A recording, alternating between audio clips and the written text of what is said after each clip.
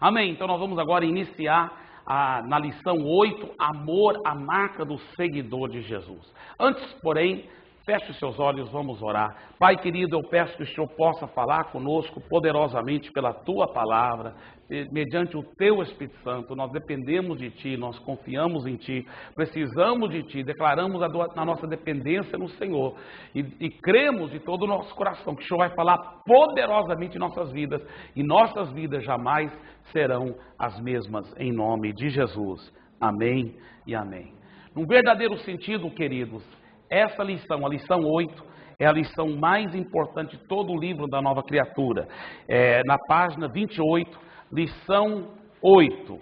Tá? Página 28, lição 8. Amor, a marca do seguidor de Jesus. Abra sua Bíblia, por favor, para o livro de Marcos, capítulo 12, versículos 28 a 31.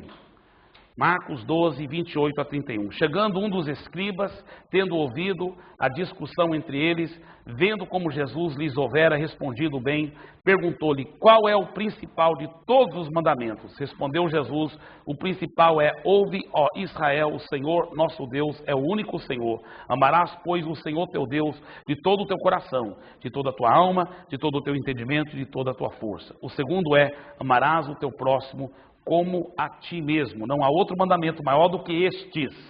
Amém? Então, quais são os dois mandamentos mais importantes da Bíblia, irmãos? Podem falar?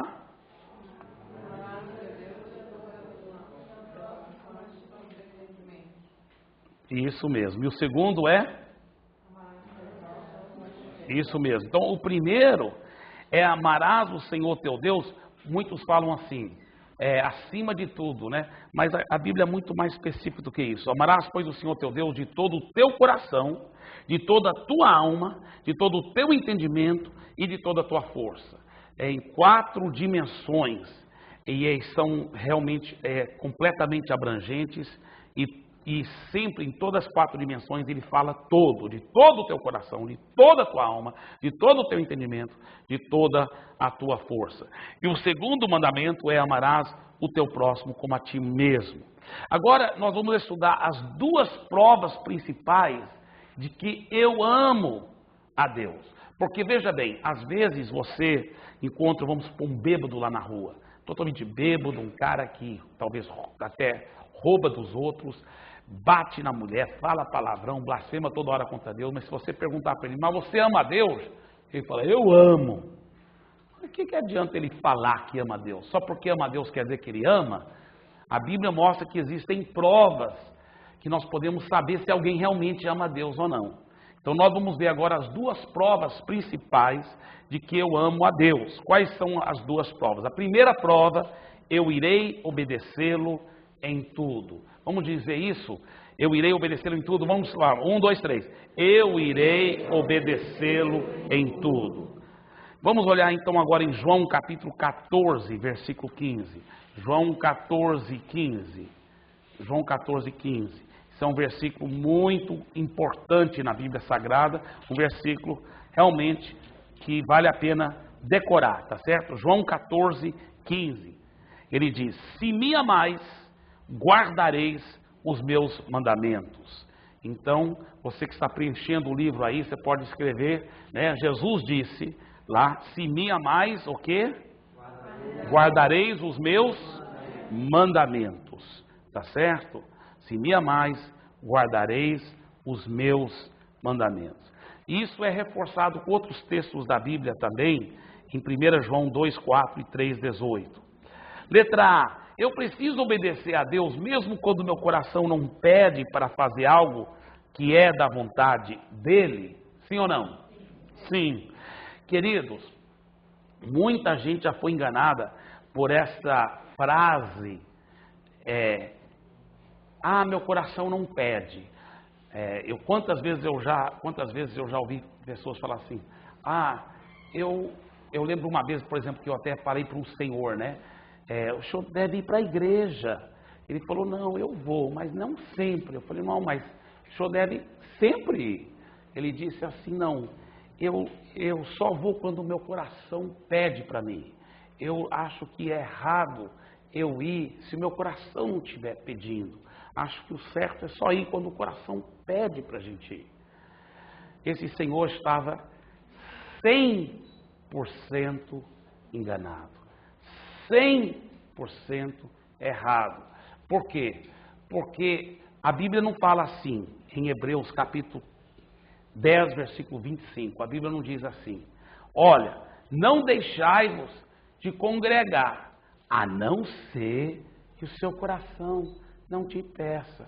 Aí você não tem que congregar se o seu coração não estiver te pedindo. É isso que a Bíblia diz? É óbvio que não. A Bíblia fala em Hebreus capítulo 10, versículo 25, não deixai-vos de congregar uns com os outros, e quanto mais que vedes que o dia se aproxima. Em outras palavras, cada dia que fica mais perto da volta de Jesus, aí é para congregar mais ainda. Ele falou isso 2000 anos atrás, que já não era para faltar a congregar, não era para deixar de congregar, imagina agora. Então, meu irmão, nós estamos 2000 anos mais próximos da vinda de Jesus, e nós devemos congregar muito e congregar fielmente. Então, é muito, muito, muito sério isso, né? Você não vai seguir o seu coração quando ele fala para você fazer qualquer coisa que é contra a vontade de Deus. Você tem que seguir a vontade de Deus acima do seu coração. A Bíblia fala que desesperadamente iníquo é o coração do homem e totalmente deturpado. Então, muitas vezes o seu coração vai pedir você para não fazer algo que Deus está te pedindo para fazer. E outras vezes seu coração vai te pedir para fazer algo que Deus está falando que é para você não fazer. Então você nunca deve seguir o seu coração quando ele contradiz o que diz a palavra de Deus. Você sempre deve seguir a palavra de Deus.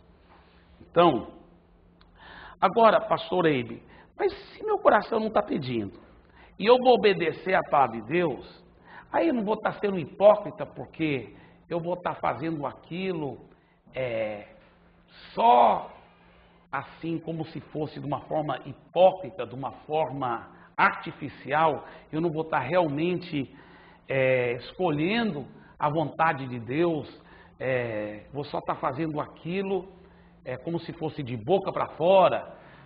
Não, escuta bem, isso aqui é muito profundo que eu vou dizer.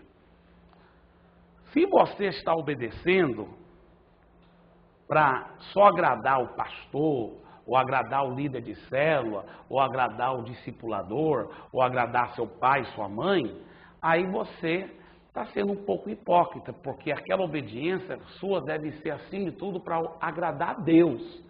Mas quando o seu sentimento não tem vontade nenhuma de fazer a vontade de Deus, quando o seu coração não pede para fazer a vontade de Deus, mas você decide a fazer a vontade de Deus assim mesmo, e você faz com a motivação de porque você quer obedecer a Ele, porque você quer agradar a Ele, aí, meu irmão, isso é maravilhoso. Isso não tem nada a ver com hipocrisia, muito pelo contrário. Aí que você está sendo muito correto mesmo, muito correto mesmo. Por quê? Porque você está mostrando, Deus, eu quero fazer a tua vontade acima da minha vontade. Eu quero te agradar, mesmo quando o meu coração não pede, eu vou fazer a tua vontade acima da minha vontade. Aí, meu irmão, isso é muito nobre, e Deus vai se agradar muito com isso, porque Deus está vendo que a sua carne não quer, o seu coração não quer, mas Deus está vendo que você decidiu obedecer a Ele assim mesmo, e Deus vai te abençoar por isso, Deus vai te honrar por isso. Então isso é muito, muito importante. Muito bem, isso é o que a Bíblia chama agir pela fé, né? Por isso que aí na letra B fala assim, eu preciso agir pela fé, e não de acordo com meus sentimentos, né? O cristão, ele baseia a sua fé na palavra, e ele baseia as suas ações na fé, e a fé na palavra. O cristão derrotado, ele baseia a sua fé nos seus sentimentos, nas suas emoções. Então, está sentindo bem? Está cheio de fé. Está sentindo ruim? Está sem fé. Aí ele é um derrotado. Mas o cristão vitorioso, ele baseia as suas decisões na fé e a fé na palavra. Então a palavra nunca é flutuante, a palavra sempre é a mesma, por isso que ele é vitorioso. Leia Mateus 26, 38 a 39. Vamos ler, porque realmente é muito precioso esse texto aqui. Mateus 26, 38 a 39.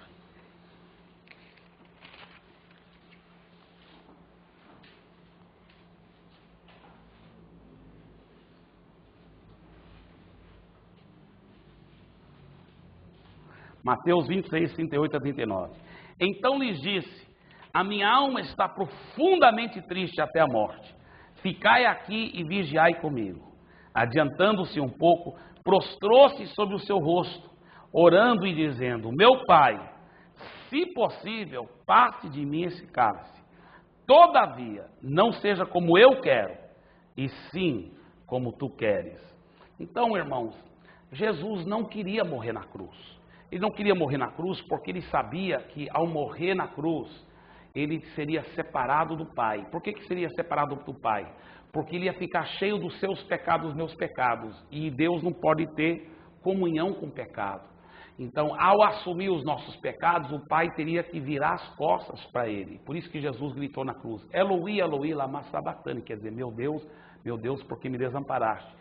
Jesus não estava exagerando, Jesus não estava enganado, Jesus estava falando a verdade.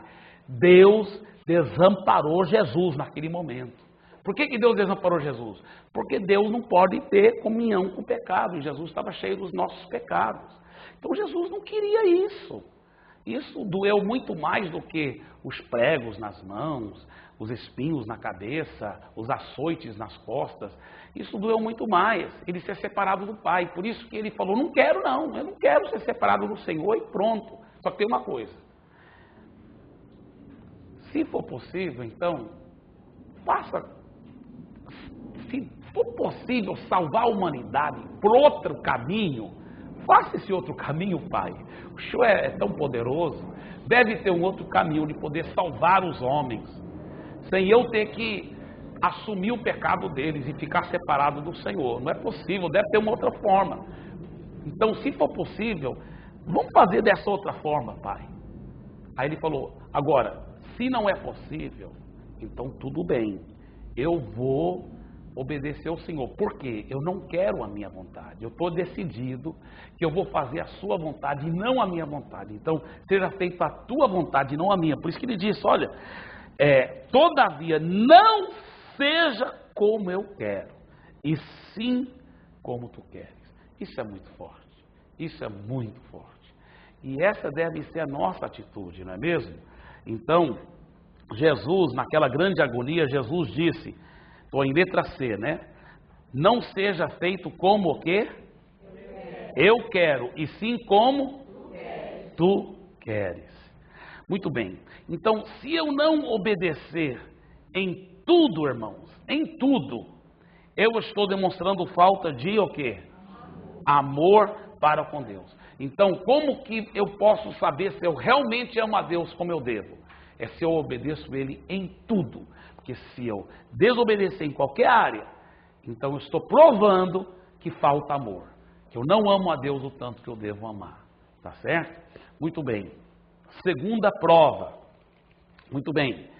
Nós estamos falando sobre as duas provas de que eu amo a Deus. Quais são as duas provas principais de que eu amo a Deus? A primeira nós já vimos, é que eu irei obedecê-lo em tudo.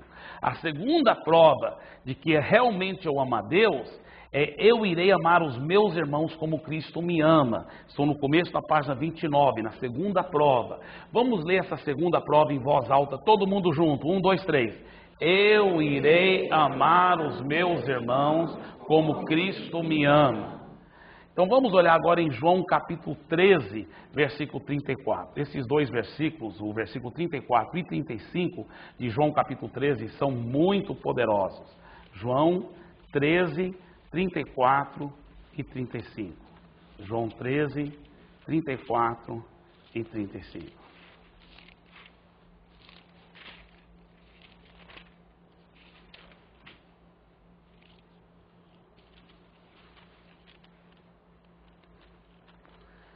João 13, 34 e 35. Diz a palavra de Deus: novo mandamento vos dou, que vos ameis uns aos outros, assim como eu vos amei. Que também vos ameis uns aos outros. Nisto conhecerão todos que sois meus discípulos, se tiverdes amor uns aos outros. Então, preenchendo lá no livro da Nova Criatura, novo mandamento vos dou, que vos o quê? Ameis uns aos outros. O quê? Assim como eu vos amei. Que, o quê? Que também vos ameis uns aos outros. Muito bem, parabéns. Agora, eu quero enfatizar o versículo 35, não está aqui no livro da Nova Criatura, mas ele disse no versículo 35, nisto conhecerão todos que sois meus discípulos, se tiverdes amor uns aos outros. Jesus disse, é esta forma que você vai conhecer um verdadeiro seguidor de Jesus. Isso é muito forte. Eu vou repetir. Ele diz, nisto conhecerão todos que sois meus discípulos, se tiverdes amor uns aos outros. Quer dizer, a verdadeira carteira de identidade do seguidor de Jesus é se ele ama os seus irmãos em Cristo. Isso é interessante, porque eu lembro que certa vez, anos atrás, pessoas de uma certa igreja cheia de usos e costumes, eles falavam assim, não, a razão que a mulher não pode usar calça esporte, a razão que ela não pode usar brinco, ela não pode nem aparar o cabelo, tem que deixar crescer, não pode fazer maquiagem, nem usar brinco, porque e o homem sempre não pode usar bermuda, tem que usar manga comprida, não pode nem ter bigode, muito menos barba, tem que ter o cabelo bem curtinho. Por quê? Porque falavam assim, olha, porque isso que identifica quem é crente. Para saber se é um crente, é pela roupa, pelo cabelo. É assim que identifica o crente, irmãos? Não. Me diga uma coisa, se entrar aqui uma mulher sem maquiagem, sem o cabelo estar aparado, e nem cortado, aquele cabelão, e até muito cabelo debaixo dos braços também, e a perna cheia de cabelo também. Só que ninguém vê a perna porque o vestido é tão comprido que ajuda a prefeitura a varrer as ruas. Se uma mulher desse entrar aqui, pálida, com aquele cabelão, aquele vestidão bem grandão, parecendo aquelas batas enormes, e ela entrar assim, aleluia, aleluia, falando assim, pelo jeito dela vestir, pelo jeito dela falar aleluia e tremer as mãos, eu vou saber que se ela é crente de verdade ou não? Não. Ela podia até ser uma prostituta, fingindo de crente, não é mesmo? Ela podia ser até uma prostituta, ninguém sabe. Pelo cabelo, pela roupa, até pelo aleluia e pelo tremor das mãos. Agora, quem fosse conviver com ela em casa e ver o jeito que ela trata o marido, os irmãos, os filhos, o jeito que ela age, aí vai poder ver se ela realmente é convertida, não é mesmo? Porque nisto conhecerão quem são os meus verdadeiros discípulos, se tiverdes amor uns para com os outros. Porque a Bíblia diz que nisto conhecerão quem são os meus verdadeiros discípulos, se tiverdes amor uns para com os outros.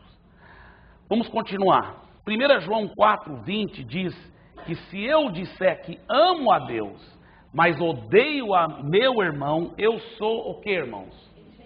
Mentiroso. A Bíblia que fala isso, irmãos, está escrito lá em preto e branco. 1 João 4:20. Se eu disser que eu amo a Deus, mas eu odeio o meu irmão, eu sou mentiroso. Então veja bem, um crente que fala assim, não, eu não consigo perdoar aquele irmão, ou eu não perdoo mesmo, ou eu odeio aquela pessoa, ou ele nunca converteu, ou ele é um crente muito carnal, muita criança, tão carnal, tão almático, que ele realmente não cresceu nada na fé ainda, e nós não podemos nem ter certeza se ele converteu ainda, para ele poder para a gente poder ter certeza que ele converteu, ele teria que realmente arrepender profundamente dessas atitudes erradas, procurar perdoar a todos e amar a todos de coração. Porque a Bíblia que diz, eu volto a repetir, 1 João capítulo 4, 20 diz que se eu disser que amo a Deus, mas odeio a meu irmão, eu sou mentiroso. Estude Efésios capítulo 4, 31 até 5, 2 e complete os espaços em branco. Eu gostaria que nós até lêssemos em voz alta esses versículos aqui, que são muito preciosos, tá? Efésios, capítulo 4, Efésios, capítulo 4, versículos 31 em diante. Até Efésios, capítulo 5, versículo 2, tá bem? Então, vamos ler em voz alta, todo mundo junto. Lembre-se que eu falei que a versão que nós usamos aqui na classe Nomenclatura é a versão revista atualizada. Então, vamos ler em voz alta, Efésios capítulo 4, versículos 31 até capítulo 5, versículo 2. Muito bem, vamos lá. Longe de vós toda amargura e cólera e ira e gritaria e blasfêmias, e bem assim toda malícia. Antes, sede uns para com os outros, benignos, compassivos, perdoando-vos uns aos outros, como também Deus em Cristo vos perdoou. Sede, pois, imitadores de Deus, como filhos amados, e andai em amor, como também Cristo nos amou, e se entregou a si mesmo por nós, como oferta e sacrifício a Deus em aroma suave. Muito bem, então vamos preencher aqui agora a letra A do número 3 aí, na página 29. Longe de vós toda amargura e cólera e ira, né? Você vê que depois está escrito e ira, no próprio livro está escrito e ira, né? Na segunda linha lá. Então, e cólera e ira. E aí depois, e o que mais? Gritaria.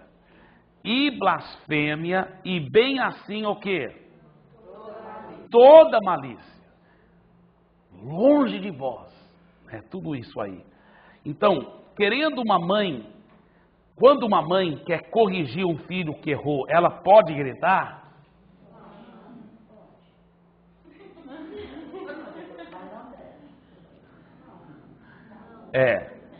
O que é que a Bíblia está escrito? Vamos ver o que a Bíblia diz. Vamos voltar para a Bíblia. Vamos ver, a Bíblia não deixa dúvida aqui. Vamos ler de novo. Longe de vós toda amargura e cólera e ira e que mais? Gritaria. Então, ela está pecando se ela gritar, né? Ela está errada. Ela não pode gritar. Ela está errada. Ela não pode gritar. Está entendendo? Você fala, mas como que ela vai ter autoridade? Esse que é o problema. Os pais acham que gritando eles vão alcançar autoridade sobre seus filhos. Não é. É porque, por não conhecer a Bíblia, pensam que essa é a forma de fazer as coisas, né? Veja bem, um filho desobedece você fala assim para ele, não faça, porque se você fizer, você vai ser disciplinado. Aí ele faz assim mesmo. Então você disciplina ele, sem gritaria, sem espancamento, sem raiva, sem falar palavrão e até sem gritar. Não tem que gritar, é pecado gritar, é errado gritar. A Bíblia que fala longe de vós toda gritaria, né? E aqui está falando nos relacionamentos, né? Não está falando gritar, vamos supor, de alegria, porque a Bíblia, outra passagem em Salmos fala assim, gritai de júbilo, né? Então gritar de louvor, alegria é uma coisa. Agora gritar para uma pessoa com raiva dela, ou chamando a atenção dela, isso é coisa feia. Então muitas vezes os filhos não sabem, os pais não sabem porque que os filhos depois os desrespeitam, mas é porque eles fizeram errado. Deixa eu te mostrar uma coisa que acontece muitas vezes. Vamos supor, uma criança de 5 anos de idade. Então, a mãe fala assim, tá na hora de você tomar seu banho, então vai guardar seus brinquedos agora mesmo e vai preparar para tomar banho. Então, ele fica lá brincando, né? Aí ela falou assim, meu filho, eu falei para você guardar seus brinquedos e ir lá para o banheiro já, para tomar seu banho. E ele fica brincando. Então ela fica irritada, eu falei, olha, eu te disse para você guardar seus brinquedos. Ei, banho. Aí ele pensa, bem, agora ela está séria. Então ele guarda os brinquedos e vai tomar banho. Por quê? Porque ela muitas vezes fala coisa que ela não quer. Por exemplo, explicar. Meu filho, vai fazer tal coisa. Aí ela pensa assim, não, mas se ele não quiser fazer também não tem problema. E ele não faz e ela deixa passar por isso. Então ele vê que quando ela fala assim, sem gritar, ela não está séria. Ela só está séria quando ela grita. Então, é tudo errado. Por exemplo, às vezes eu estou aqui e falo assim para o meu filho,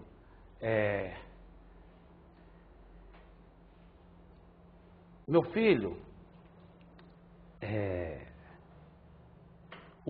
vamos supor que eu falo para o Daniel, que tem 8 anos de idade. O David tá lá fora, vendo o helicóptero que está voando por cima. Você não quer ir lá fora também ver? Se ele não quiser, para mim não tem problema. Mas eu só queria que ele soubesse que tem um helicóptero voando lá, talvez ele vai querer ver. Agora, se eu falar assim, olha, o David está lá fora vendo o helicóptero, vai ver também. Aí já é diferente. Eu dei uma ordem para ele, vai ver também.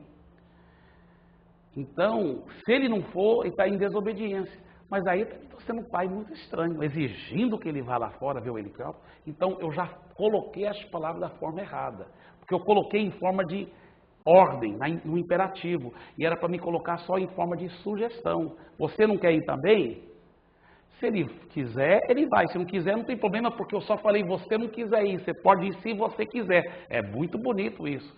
Agora, o que os pais muitas vezes colocam em forma de ordem, uma coisa que eles só estão dando uma sugestão. Então o filho fala assim, não vou porque não quero. E o pai não faz nada, a mãe não faz nada, mas o filho está desobedecendo, então ele aprende a desobedecer em outras coisas também. Então, eu deixo bem claro para meus filhos, quando eu falo uma coisa, que é em forma de ordem, eles têm que obedecer.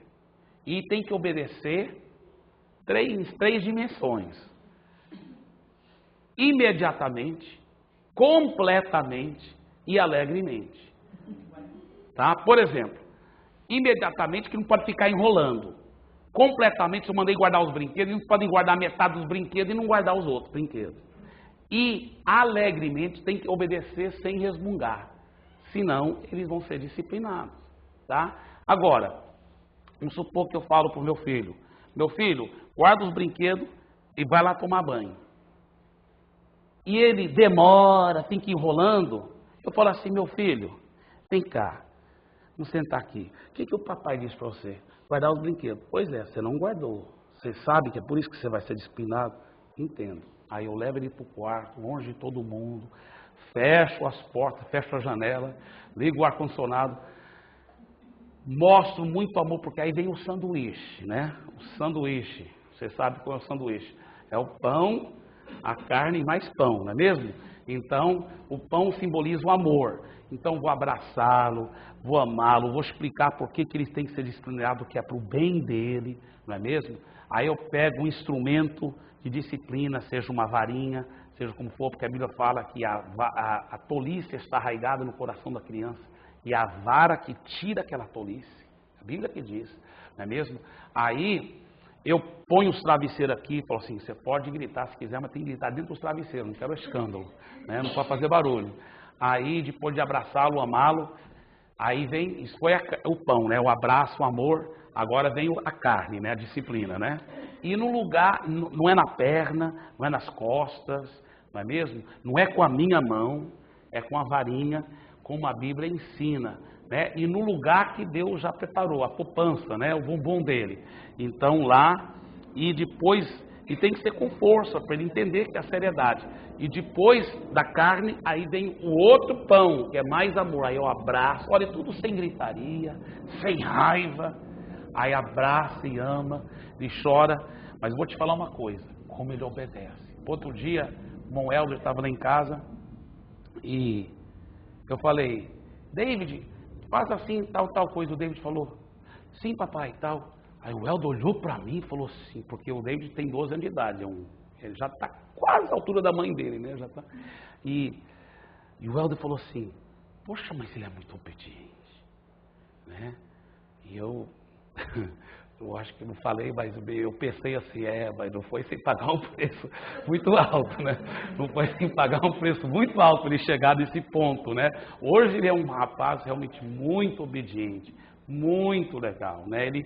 Ele vai fazer o encontro dos adolescentes, final de semana que vem, ia perder mais do que 1/3 dessa classe todinha, né? Então, eu falei, David, você estava querendo ir para a classe? Ele falou, pai, se o senhor falar que é para mim, eu vou com toda a alegria. Eu falei, não, meu filho, mas eu acho que é melhor você fazer o encontro dos adolescentes. Aí no futuro você faz comigo de novo a classe não criatura, tudo bem? Ele falou, tudo bem, papai. Mas uma atitude tão legal, depois até elogiei. Falei, olha, Deus, eu gostei tanto da sua atitude, do jeito que você, porque isso é outro segredo, reforçar. Eu tenho um amigo que ele falou que a filha dele não estava fazendo bem as tarefas de aula. Ela não estava ganhando notas boas. E ele falava assim, olha, se você não ganhar melhores notas, você vai apanhar. Mas ela continuava não ganhando boas notas. E então ele tinha que cumprir a palavra dele e ela apanhava. Depois ele pensou, não, mas não estou fazendo do jeito mais certo. Então ele pensou assim, olha, eu tenho que motivá-la mais. Porque muitas vezes a Bíblia fala para os pais a Bíblia diz assim, para os pais não desanimarem seus filhos, não irritarem seus filhos. Então ele pensou assim, eu só fico ameaçando ela de disciplinar, e aí eu disciplino porque ela não ganha boas notas. Aí ele sabia o tanto que ela gostava de sorvete. Ele falou assim, minha filha, é o seguinte, se você fizer suas tarefas tudo e ganhar uma boa nota e tal, eu vou te levar para tomar sorvete. Ele falou que mudou tudo. Ela trabalhou, fez tudo bem certinho, ganhou nota boa e ele foi levá-la para tomar sorvete. Então, às vezes, o encorajamento, um amor, um carinho, vai muito mais do que uma ameaça, né? Então, queridos, é muito, muito lindo isso. Muito precioso isso, né? E depois de disciplinar, né, vem o outro pão, né? O outro lado do pão, né? Que é aquele amor, aquele abraço, aquele carinho. Mas como é lindo ver obedecer. Porque você não tem que ameaçar, não tem que gritar, você só tem que ter autoridade, né? E é muito, muito lindo para a glória do Senhor Jesus. Muito bem. Aí, ele diz, antes, sede uns para com os outros, o que, irmãos? Isso mesmo, benignos. Sede uns para com os outros, benignos, que mais? Compassivos, tá? Lembre-se que é na revista e atualizada. Então, antes sede uns para com os outros, benignos, compassivos, que mais? Perdoando-os aos outros, como também Deus em Cristo vos perdoou. Então, perdoando-os aos outros, como também Deus em Cristo vos perdoou. Tá certo? Vamos agora então na letra D. Eu, se não fosse por Cristo, mereço o perdão de Cristo, irmãos? Sim ou não?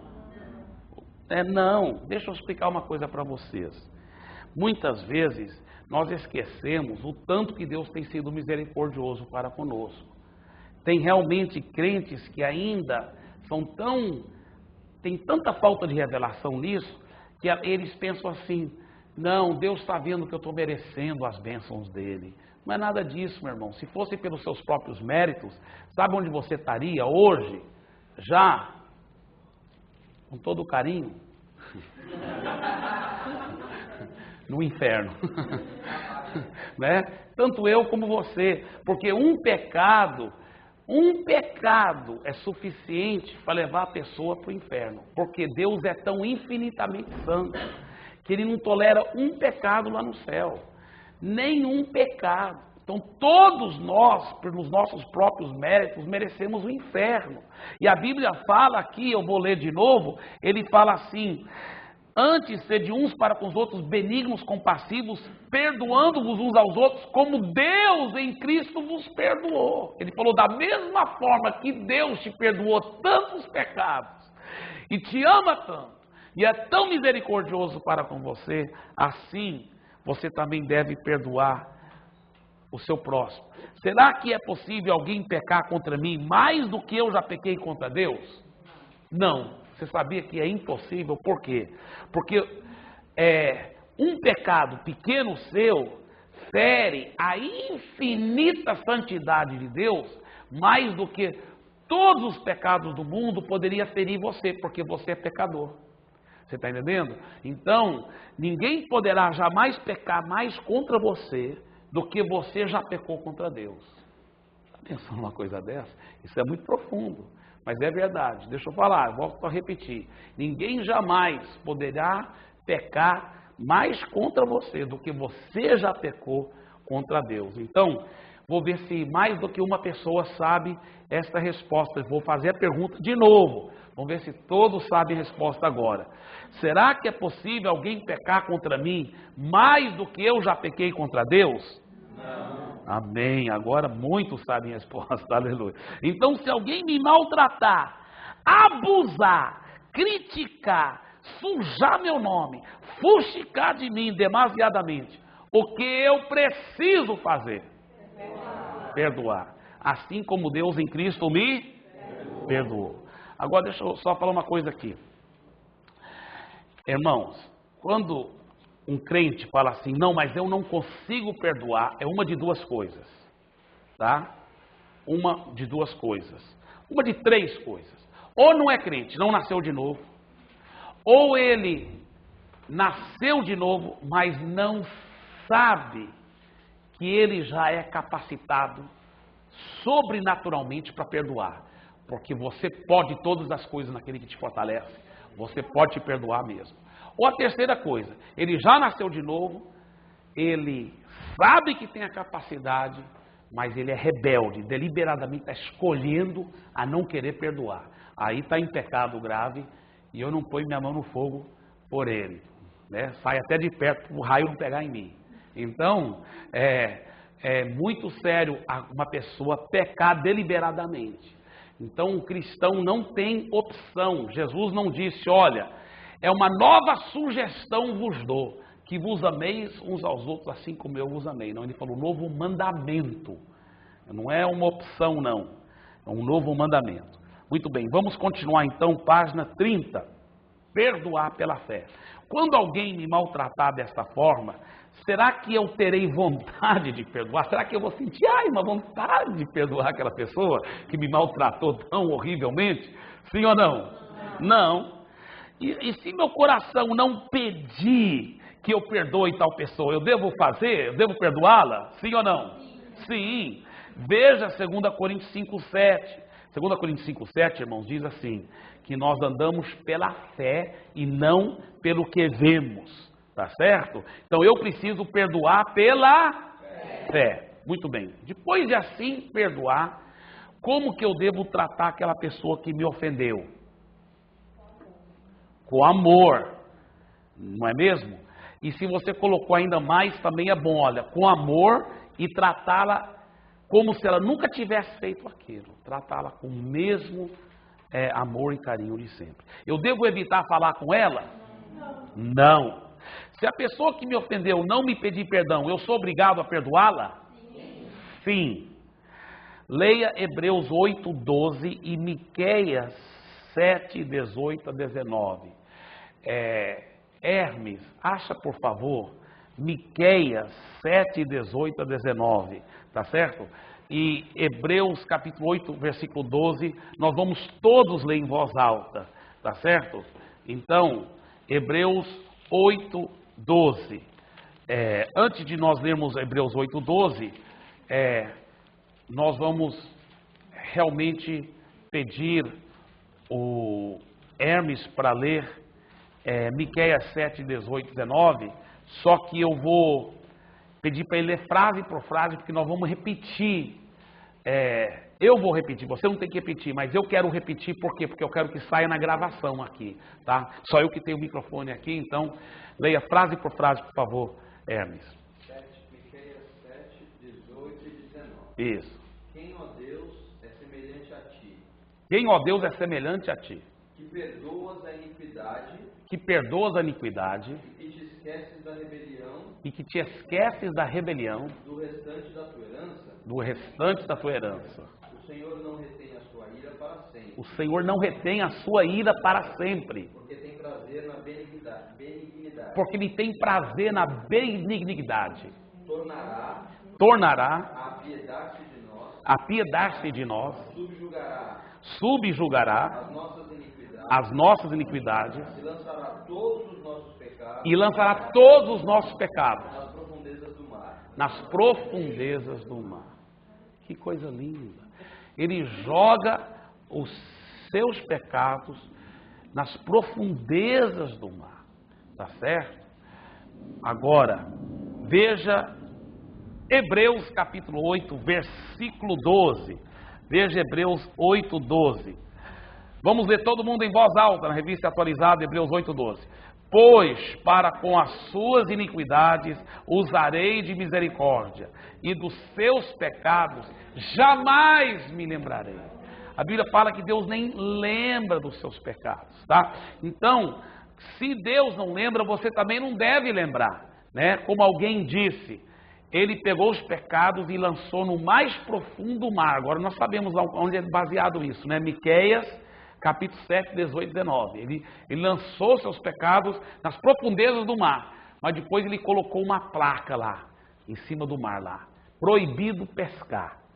Amém? Então, se ele esqueceu, ele quer que você esqueça também. Amém? Proibido pescar. Não vai pescar lá para tentar lembrar dos seus pecados ou dos pecados de outras pessoas, tá certo? Então vamos ver lá. Leia Hebreus 8, 12 e Miqueias 7, 18, 19. Quando Deus perdoa, ele também o quê? Esquece do pecado. Parabéns, uma pessoa acertou. Eu também preciso o quê? Esquecer e tratar a pessoa e falar com ela como se nada tivesse acontecido. Amar pela fé. O que eu farei quando depois de perdoar pela fé, eu não sentir amor para com aquela pessoa? O que diz 2 Coríntios 5, 7, irmãos? Visto que andamos pela fé e não pelo que nós vemos, ou não pelo que nós sentimos. Quando a gente fala perdoar pela fé, amar pela fé, deixa eu explicar uma coisa aqui, olha aqui para mim. Quando se fala amar pela fé, perdoar pela fé, está se referindo ao quê? O que é fé? Fé é basear a sua convicção na palavra. Na palavra. Então, se pela fé a Bíblia diz, quem tem um filho já tem a vida eterna, e eu recebi Jesus, então eu tenho a vida eterna e pronto. Não tem que sentir na minha emoção que eu sou salvo porque está escrito aqui na Bíblia. Eu fiz o que a Bíblia manda, estou salvo e pronto. Se a Bíblia diz que para receber o batismo com o Espírito Santo, eu tenho que só pedir ao Pai, e eu pedi ao Pai, então eu recebi e pronto. Se a Bíblia diz que eu estou cheio do amor de Deus, e que se eu tenho a capacitação sobrenatural de amar, porque a Bíblia fala que 1 Coríntios 6,17, aquele que se une ao Senhor se tornou um só espírito com Ele. Então, meu espírito foi amalgamado com o Espírito de Deus, porque o seu verdadeiro ser não é sua alma nem seu corpo, é seu espírito. E o seu espírito se tornou um só espírito com Deus. E a Bíblia fala que Deus é amor, Deus é ágape, 1 João 4,8. Se Deus é ágape e eu sou um só espírito com Ele, então eu sou ágape. Eu perdoo, eu tenho capacidade de perdoar sempre. Eu tenho capacidade de sempre andar em amor. Diga isso em voz alta. Eu tenho capacidade de perdoar sempre. Eu tenho capacidade de sempre andar em amor. Então, quando se refere a perdoar pela fé, amar pela fé, está falando assim, escolher a falar. Eu creio que a Bíblia diz, eu sou o amor de Deus, portanto eu amo. Eu creio que a Bíblia diz, é para perdoar sempre, e eu tenho essa capacitação, então eu perdoo. Não é pelas emoções, você pode estar sentindo muita falta de perdão, muita falta de amor, não tem nada a ver com emoção. Emoção, ela vai depois acompanhar a fé, mas isso não, você pode estar sentindo nada, sentindo horrível, mas você pode escolher pela fé, crua e nua, a amar, a perdoar sempre, porque amor não é uma emoção, não é um sentimento, amor é uma decisão baseada na realidade e na capacitação sobrenatural que você tem, que você é em Cristo Jesus. Amém, querido? Então isso é muito importante, muito precioso mesmo.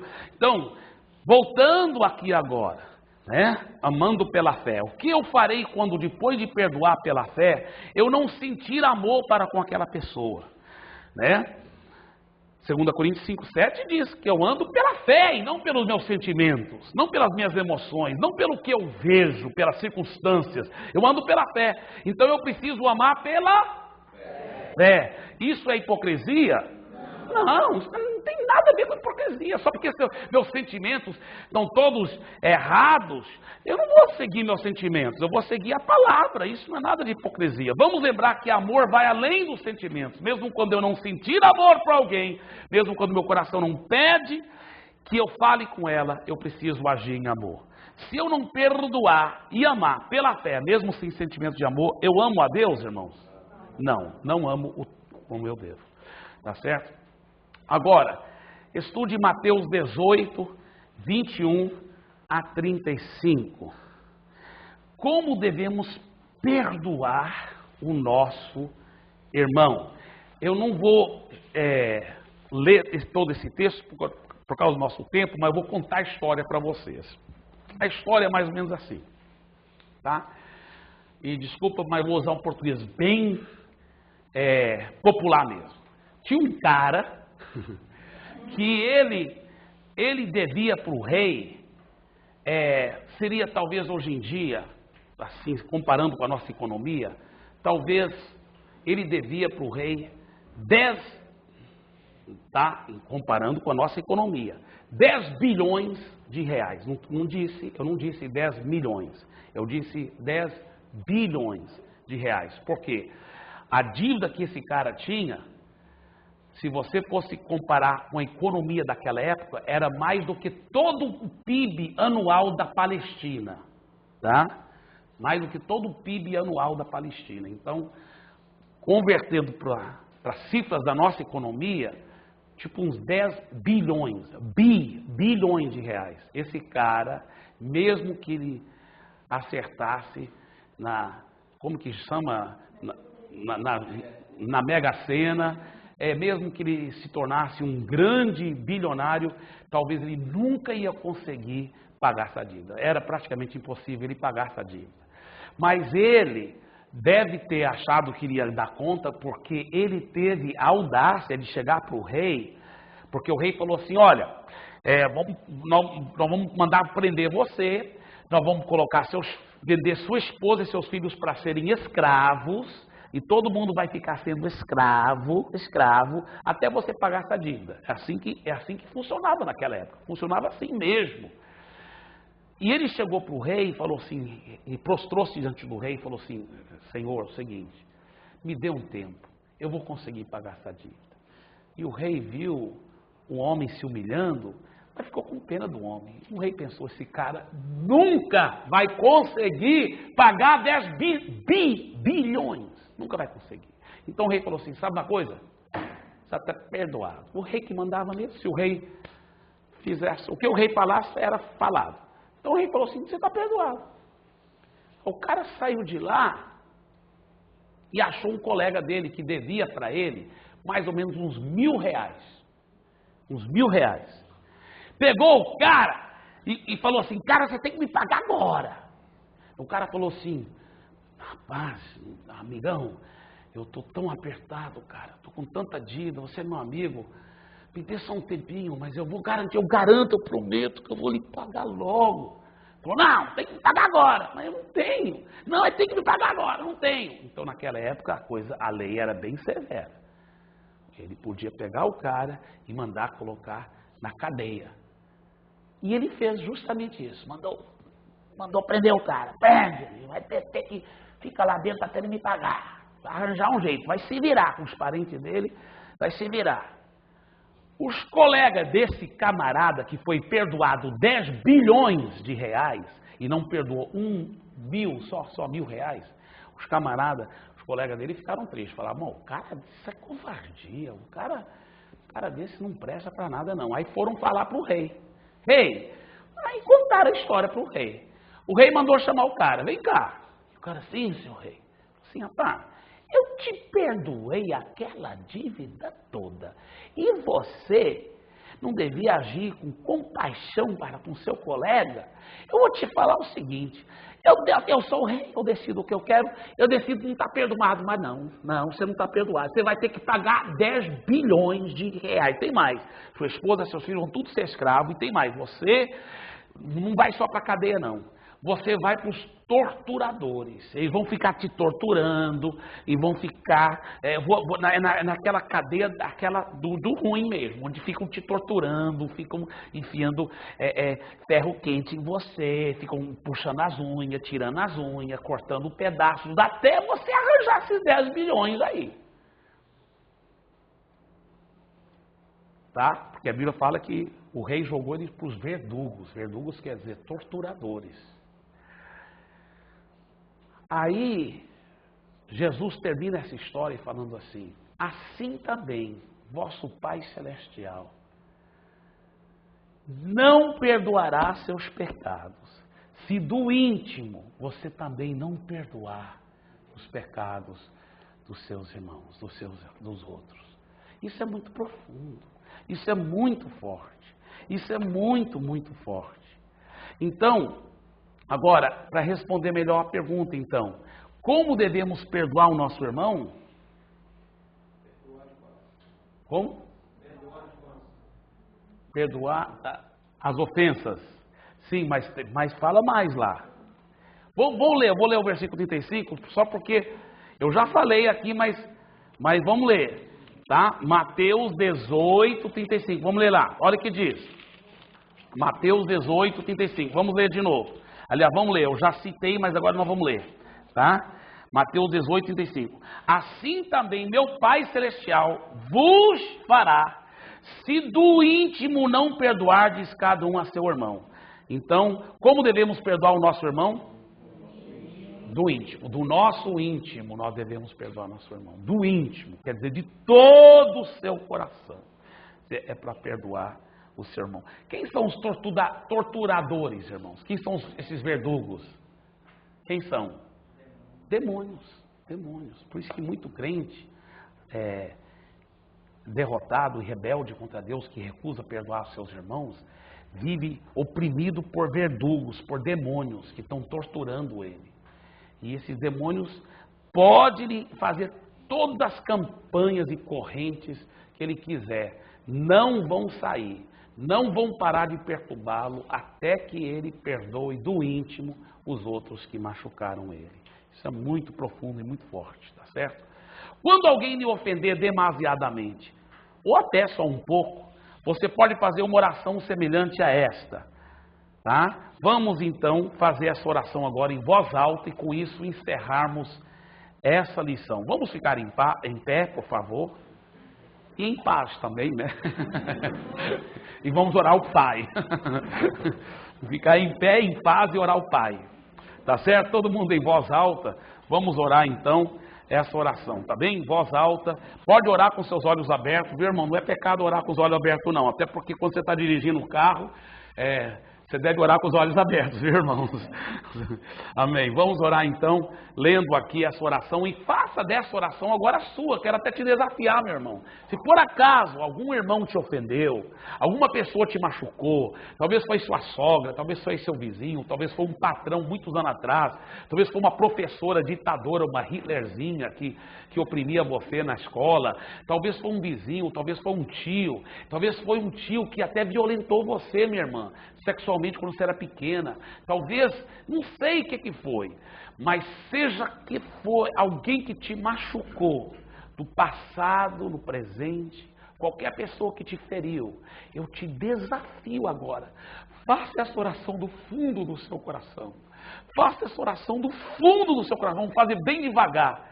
Nós vamos orar isso bem devagar, porque nós vamos orar isso de fato, de verdade, do fundo do nosso coração. Tá bem? Então, vamos bem devagar fazer essa oração. Todos juntos. Ó Pai. Vocês podem até repetir para a gente ir bem devagar mesmo. Diga, ó Pai. Eu te agradeço. E te louvo por teu perdão e amor infinito. Eu sei que tu me perdoaste de todos os meus pecados, quando eu merecia somente o inferno.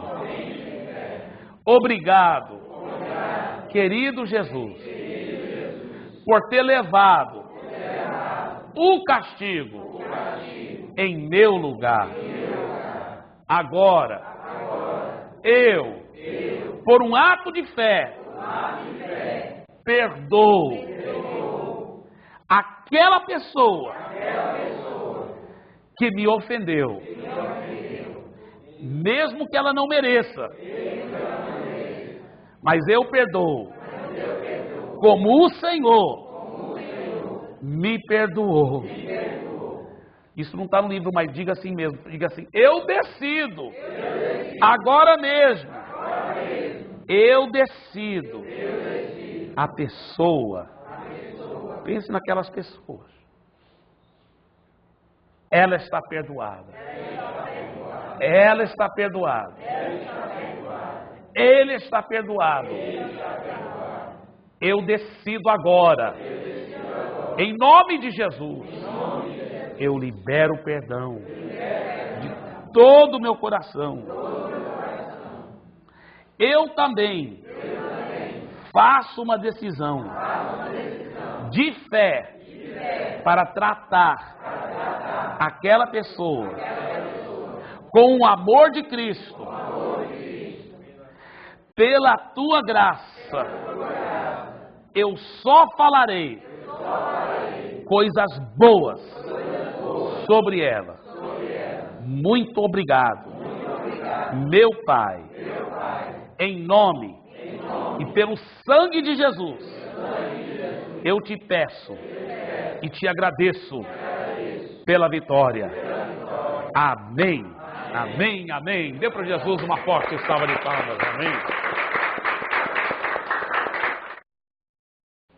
Muito bem, então vamos com lição 9, como aplicar a fé, página 32. Depois do amor, a área mais importante na vida do seguidor de Jesus é a fé. O amor é o mais importante, o segundo mais importante é a fé. Para ser um cristão vitorioso, é absolutamente necessário ser cheio de amor e fé. Tudo é possível ao que crê, diz a Bíblia em Marcos 9, 23. Em Hebreus 11, 6, para você que já fez a tarefa, pode responder. De fato, o quê? Sem fé é impossível agradar a Deus. Já pensou numa coisa dessa, irmão? Sem fé é impossível agradar a Deus. Antes da gente continuar a lição, olha aqui para mim. Às vezes a pessoa fala assim, pastor, Deus está vendo a sinceridade do meu coração.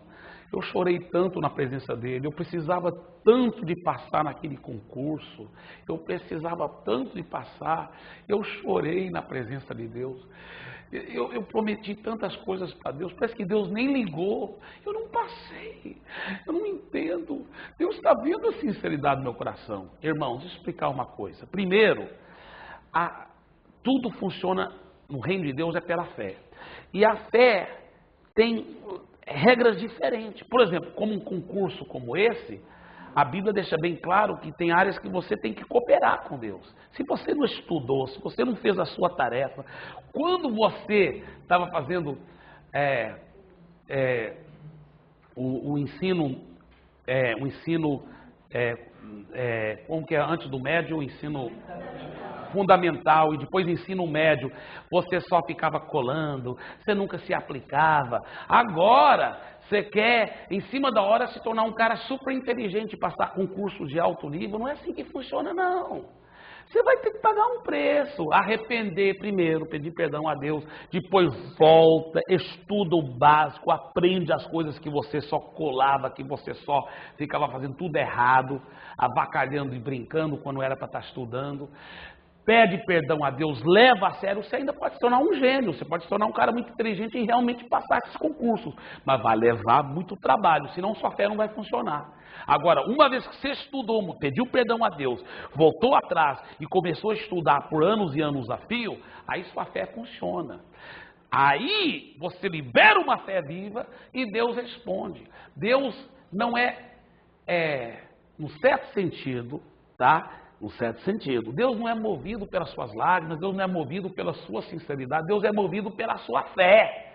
Porque sem fé é impossível agradar a Deus. Claro que Deus é tocado pelas suas lágrimas, claro que Deus é tocado pela sinceridade do seu coração, né? Mas o que eu quero dizer é que sem fé vai ser impossível agradar a Deus. Você vai ter que aprender a liberar a sua fé viva, uma fé que funcione, uma fé que realmente dê certo. Então, quantas vezes eu penso que quando tem cristão chorando, Deus faz uma coisa, não sei porque que o Senhor não faz alguma coisa, eu penso que Deus chora até muito mais.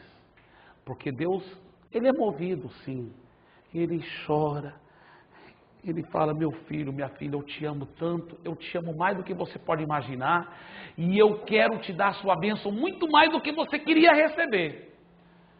Só que tem uma coisa, eu sou preso pela minha própria palavra, e minha palavra fala que eu ajo é pela fé, que sem fé é impossível me agradar. Se você não aprender os princípios de fé, meu filho, eu nunca vou poder te dar todas as bênçãos que eu gostaria de te dar. Por isso que, irmãos, é importante você aprender os princípios de fé. É importante você entender os princípios de fé, aprender como funciona a fé. A fé funciona de uma forma poderosa. Na minha vida espiritual, eu poderia talvez classificar 4 coisas, 5, que mais revolucionaram minha vida espiritual, tá? Eu vou falar a mais importante. A mais importante é a intimidade profunda com Deus, relacionamento com Deus. Outra que revolucionou minha vida foi o princípio do discipulado, de eu prestar conta, de eu jogar fora meu ego e me abrir contra a pessoa e vomitar e receber oração da parte dela. Eu sabia me humilhar e me expor e ter uma prestação de contas. Outra coisa que revolucionou totalmente, essa foi a primeira que revolucionou minha vida cristã. Essa aqui foi a primeira, foi o batismo com o Espírito Santo, né?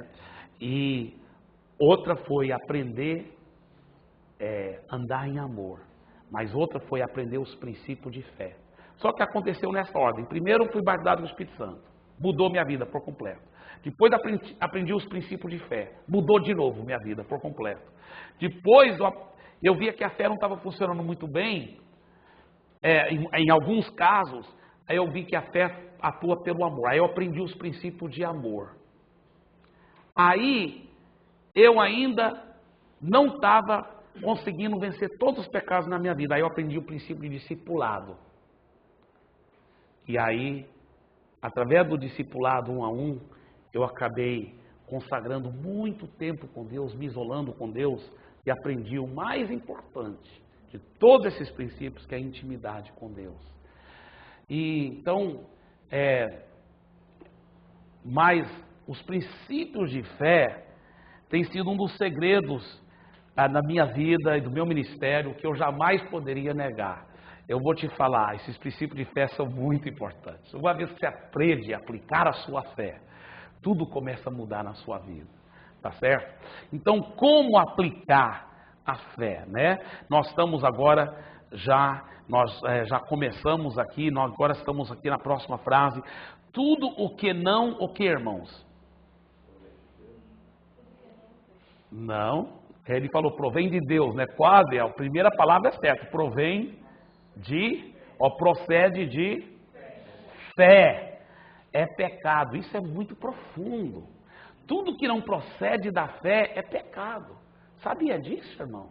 Então você vai fazer uma coisa, você fala, não, isso aqui não tem que ter fé não, porque eu tenho a capacidade mesmo, e eu faço porque eu sou bom nisso. Então, acima de tudo, você tem que depender de Deus. Então, mesmo que você tenha capacidade, você fala assim, Deus, a minha confiança não é na minha capacidade, mas é no Senhor. Por exemplo, eu dirijo carro, mas eu sei que faz muitos anos, porque até quando eu era pequenininho, né, meu pai me ensinou a dirigir carro. Então, faz muitos anos eu já dirigi, né, em tantos países e dirijo e tenho muita experiência dirigindo carro em todos os cantos, em todos os sistemas, em lama, em areia, nas autoestradas dos Estados Unidos, do Canadá, enfim. Mas, se eu pensasse, rapaz, eu nunca tenho um acidente porque eu sou bom mesmo no volante, era o fim, num certo sentido. Você está entendendo? Porque eu estaria dependendo de mim mesmo. Então, quantas vezes, vez após vez, eu já tenho falado, Deus, eu declaro que mal nenhum me sucederá, praga nenhuma chegará a mim, nem a minha casa. Minha dependência não é nas minhas habilidades, mas sim no Senhor, para me proteger. Minha dependência está no Senhor. Então, tudo que não provém da fé, até para você dirigir seu carro, até para você fazer qualquer coisa, tudo que não provém da fé, tudo que não procede de fé, é pecado. Porque em Cristo Jesus nem a circuncisão nem a circuncisão tem valor algum. Sim. Mas a fé que atua pelo amor. Aí que está um negócio interessante. Vai chegar um ponto, se você aprender todos os princípios de fé, você aprender como se fossem as fórmulas espirituais de como a fé funciona, mas chega um ponto que você não vai poder fazer a sua fé funcionar em todas as áreas se você não aprender também a andar em amor. Tá? Agora, baseado em 1 João 5,4 e Romanos 12,3, todo seguidor de Jesus já tem a fé que o quê? Vence o mundo. Tá, deixa eu só explicar uma coisa aqui para vocês. Escuta bem. Existe a fé natural, tá? A fé natural você usou agora ao entrar e sentar nessa cadeira. Você sabia disso? Porque você, antes de sentar nessa cadeira, você não fez assim.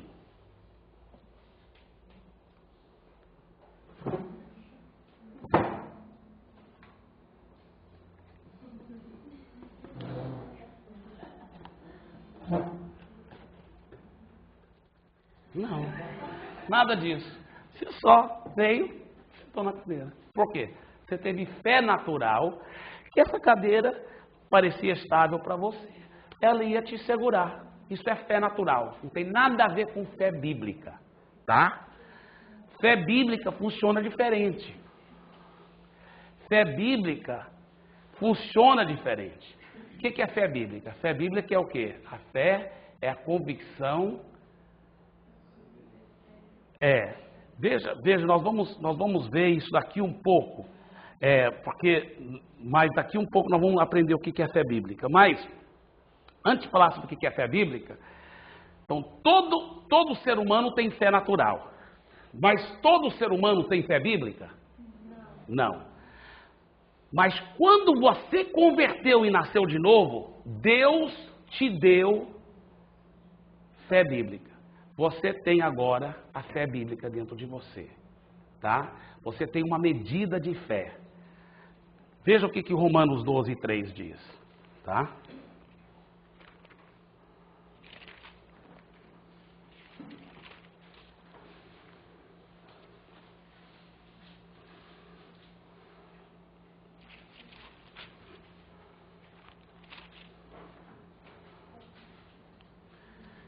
Romanos 12,3.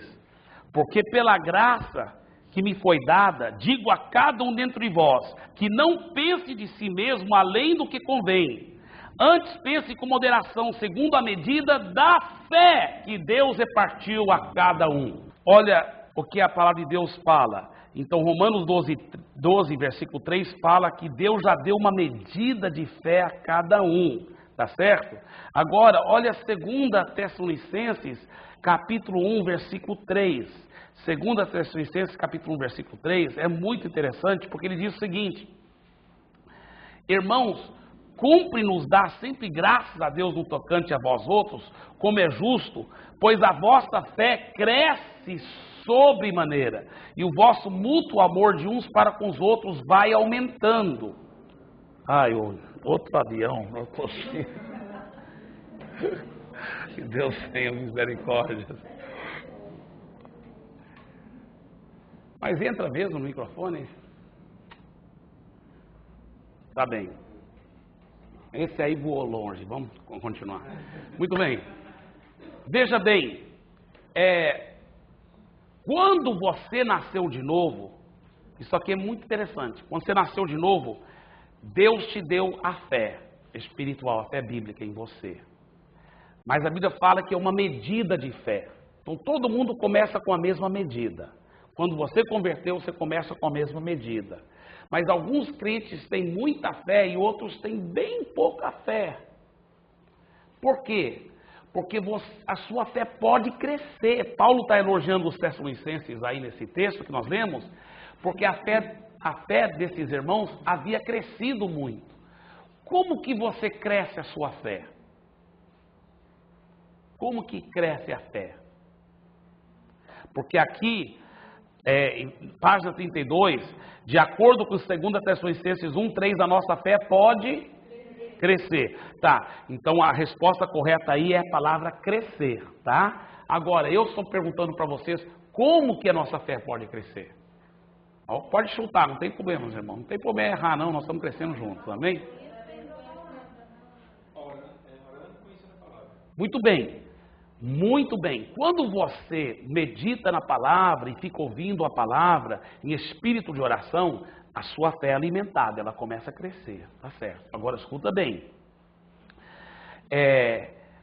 Tem mais uma outra coisa que você tem que fazer também para a sua fé crescer. Muito bom, exercitar, tá? Jejuar também ajuda a estimular a fé e tudo, mas deixa eu te dar um exemplo de um músculo, tá? Vamos supor que eu agora fosse tentar levantar um peso de 100 quilos, tá? E talvez, eu não sei, eu acho que talvez eu daria conta, não tenho certeza, mas vamos supor, mas eu acho que talvez não daria conta não sei. Mas vamos supor que eu fosse tentar levantar o peso, e vamos supor que eu não desse conta de levantar aquele peso, tá? De 100 quilos, tá certo? Com aqueles pesos de academia mesmo, né? De 100 quilos. Vamos até pôr mais alto, uma coisa que a gente sabe que eu não daria conta, talvez de 200 quilos, tá certo? Porém, se eu começasse a alimentar muita comida assim boa, e eu começasse a exercitar, todo dia levantando um peso, malhando, começando com 20, depois 30, 40, 50, e vai. Daqui talvez o quê? Alguns anos eu daria conta. Porque a fé é como um músculo, ele tem que receber alimento e exercício para crescer. Quanto mais você alimenta a sua fé, é muito bom. Mas a fé não basta só alimentar. Você tem que alimentar com a palavra, mas você tem que exercitar. Você tem que ir exercitando. Então você hoje ora para uns enfermos e nada acontece. Mas fica orando.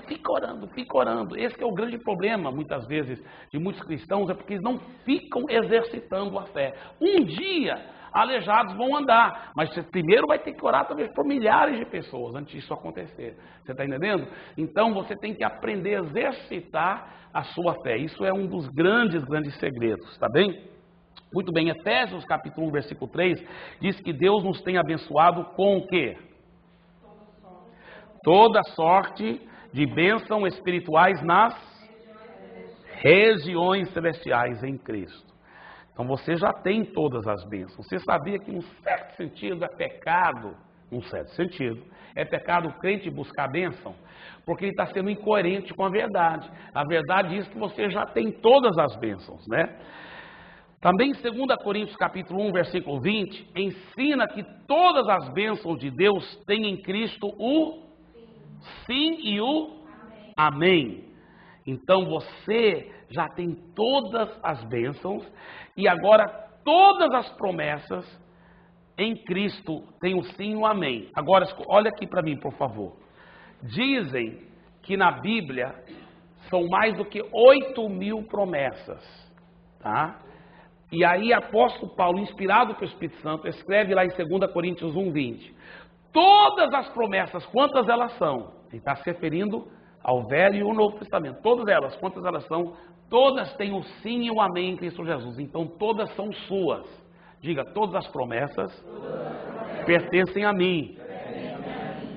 Então, quero que você leia agora aquele último parágrafo da página 32 e ela termina no começo na página 33, tá? Ela começa perto do final do 32 e ela termina no começo do 33. Vamos ler em voz alta esse parágrafo, tão importante e tão chave até para você entender essa lição toda, tá bem? Vamos ler esse parágrafo então, todo mundo em voz alta. Tudo então que pertence a Deus, agora pertence a mim. E para que eu possa conhecer todas as bênçãos que Ele me tem dado, Deus nos deu milhares de promessas na Sua palavra. Então é necessário aplicar a fé para tomar posse dessas promessas. Vamos agora ver 3 passos importantes sobre como eu aplico a fé para tomar posse dessas promessas. Muito bem, então, veja bem, escuta bem, queridos. A Bíblia fala que você já tem a fé que vence o mundo, tá certo? Aonde que diz isso? Quem sabe de cor, sem olhar? Tá? Então vamos olhar então. 1 João capítulo 5, tá? Abra sua Bíblia lá, 1 João capítulo 5. 1 João capítulo 5.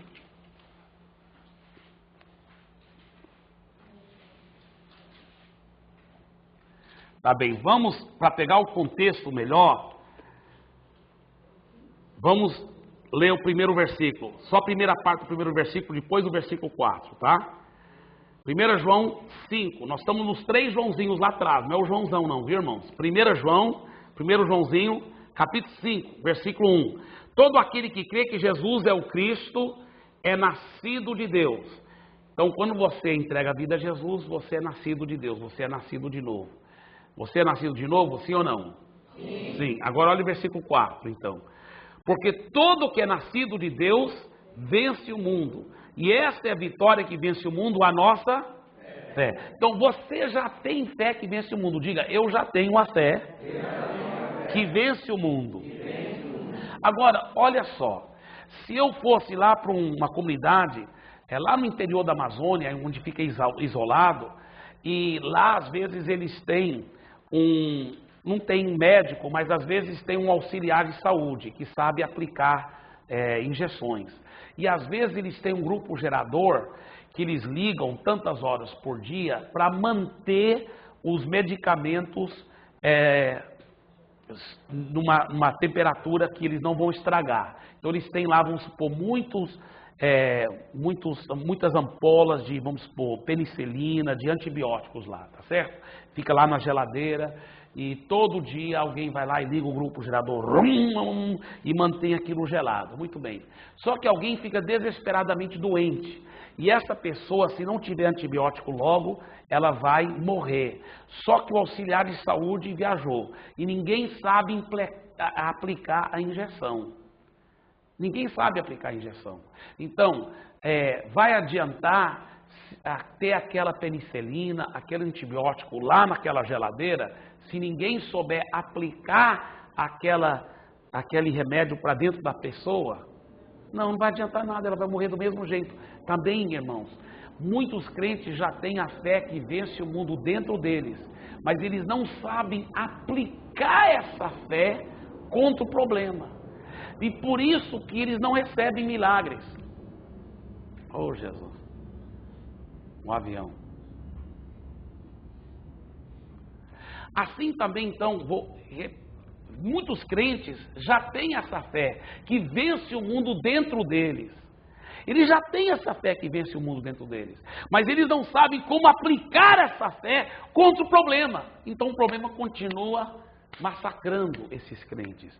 Porque mesmo eles já tendo a fé que vence o mundo que está os vencendo. Porque eles não sabem como pegar essa fé e aplicar a fé contra o problema. Então nós vamos aprender como aplicar a fé.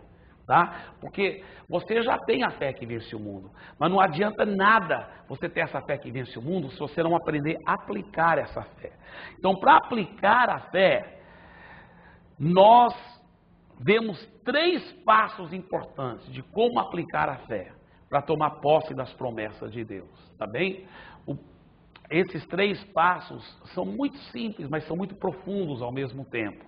O primeiro é crer a palavra no coração.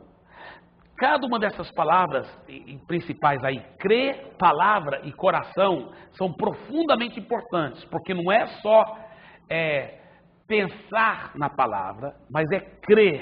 Nós vamos aprender aqui que essa fé é viva. Não é crer a palavra do pastor, não é crer num pensamento, numa ideia, num sonho, é crer a palavra de Deus, é crer nas promessas. É crer naquilo que a Bíblia realmente está dizendo. E não é só crer a palavra na sua mente, é crer no coração, tá certo? Então vamos primeiramente ver o que é a fé. A fé viva. E agora chegamos onde eu estava querendo chegar há pouco tempo atrás, que eu falei nós íamos ver, né? Abra sua Bíblia então para Hebreus capítulo 11, primeiro versículo. Hebreus 11, 1. Hebreus capítulo 11, primeiro versículo.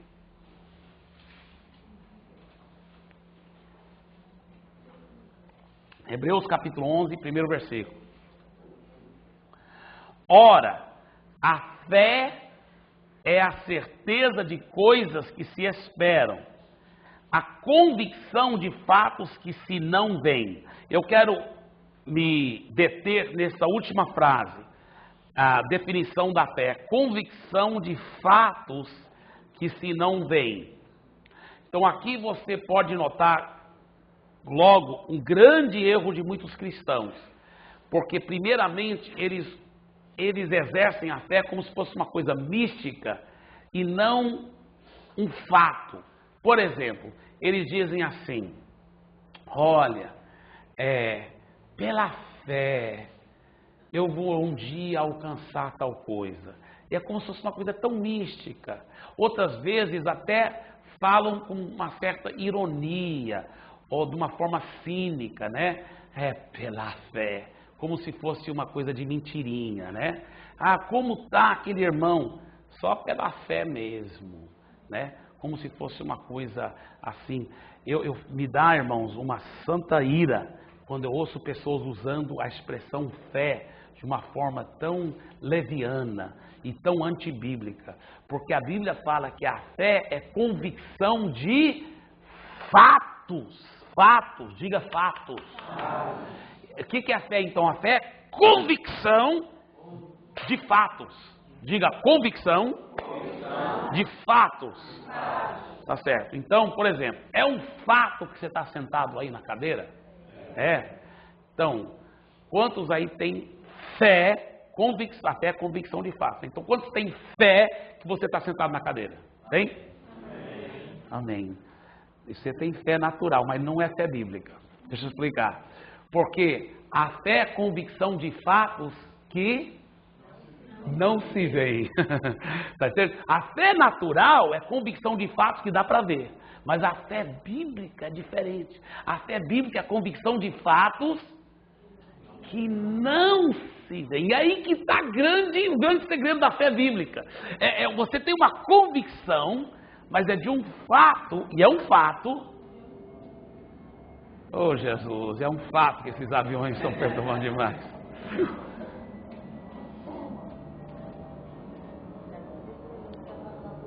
Pois é, impressionante.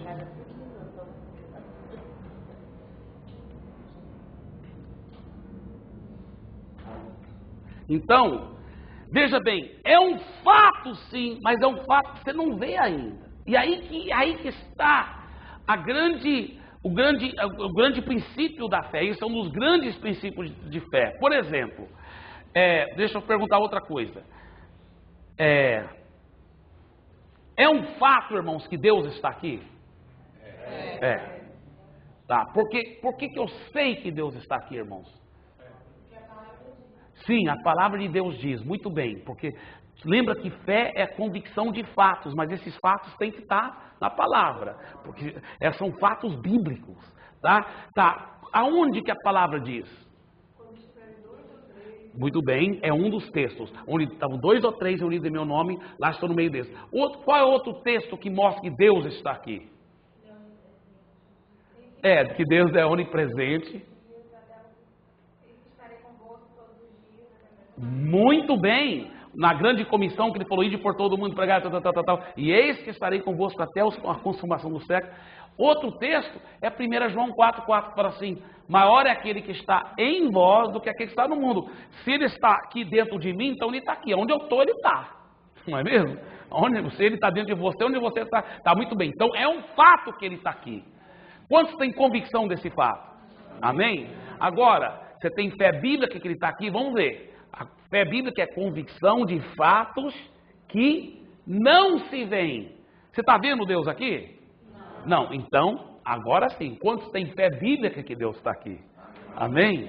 Você está entendendo? Muito bem. Então, essa é diferente do que a fé natural. A fé natural é convicção de fatos que pode se ver. A fé bíblica é convicção de fatos que não se veem. Não dá para ver. Por exemplo, eu agora nesse momento não estou exercendo fé bíblica para ficar curado. Sabe por quê?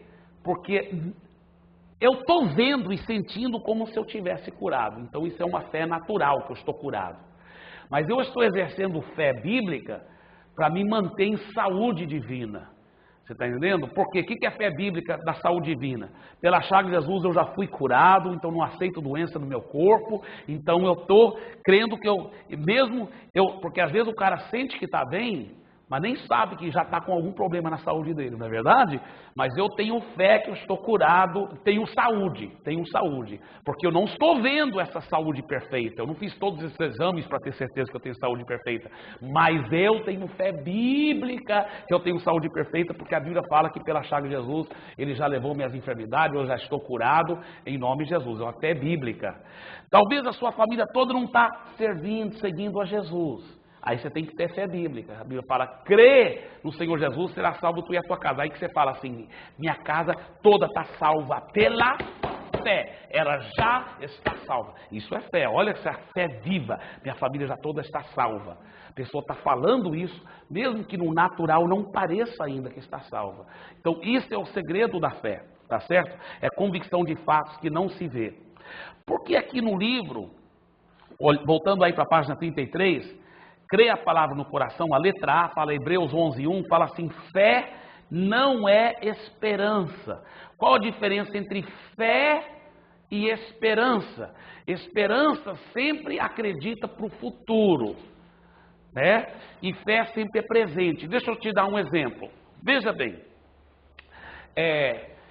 a pessoa fala assim, olha, eu tenho uma esperança que um dia eu vou realmente ser curado. Isso não é fé. Ela está esperando que um dia ela vai ser curada. Às vezes ela até usa a expressão fé. Eu tenho fé que um dia eu vou ser curada. Mas isso não é fé. Mesmo assim é esperança. Mesmo que ela está usando a palavra fé, mas ela não está tendo fé. Ela está tendo esperança. Porque esperança sempre é futura. Deixa eu falar outra coisa. Esperança sozinha nunca alcança milagre nenhum. Sabia disso? Por você ter esperança em algo, você nunca alcança milagre. Você fala, então esperança não é bíblica? Lembra que o apóstolo Paulo pelo Espírito Santo disse lá em 1 Coríntios capítulo 13, as 3 virtudes mais importantes é fé, esperança e amor. Então esperança é uma das 3 virtudes mais importantes. Primeiro é amor, depois é fé, mas a esperança também é muito importante. Então, qual é uma esperança bíblica? Por exemplo, eu vou te falar uma esperança bíblica. Eu tenho uma esperança que Jesus vai voltar. Então, esperança é certeza de algo que vai acontecer no futuro. Agora, se eu tivesse a esperança viva que Jesus vai voltar, ele vai voltar. Mas se eu não tivesse a esperança viva, ele vai voltar assim mesmo? Vai. Então, a esperança em si não faz com que ele volte. Você está entendendo? Então, a esperança em si não alcança nenhum milagre de Deus. É a fé que alcança o milagre de Deus. A esperança só traz paz, traz tranquilidade. Eu sei que um dia ele vai voltar. Outra coisa, vamos supor que eu não tivesse esse braço, tá? E nem tivesse fé para esse braço crescer nessa vida. Mas eu tenho esperança bíblica que um dia eu vou ter um corpo glorificado. E nesse corpo glorificado eu vou ter os 2 braços. Então, aquilo traz paz, traz alegria, traz uma esperança. Um dia eu vou ter meu braço de volta, que bom. Mas eu tendo ou não aquela esperança, se eu sou salvo, eu vou receber o corpo glorificado?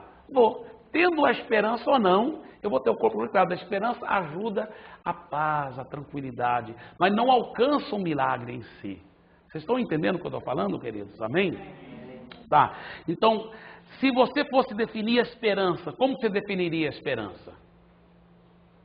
Pode falar aí, por favor. Qualquer um. Não tem problema errar não, irmãos. Quando erra, te aprende um com o outro e vai crescendo junto. O que é esperança bíblica?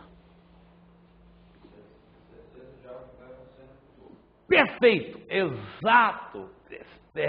Certeza de algo que vai acontecer no futuro. Porque o mundo usa a palavra esperança como uma incerteza, não é mesmo? Eu tenho esperança, é uma incerteza do que vai acontecer no futuro. Mas não, biblicamente, a esperança bíblica é uma certeza de algo que vai acontecer no futuro. Isso traz paz, traz alegria, mas em si não faz a coisa acontecer.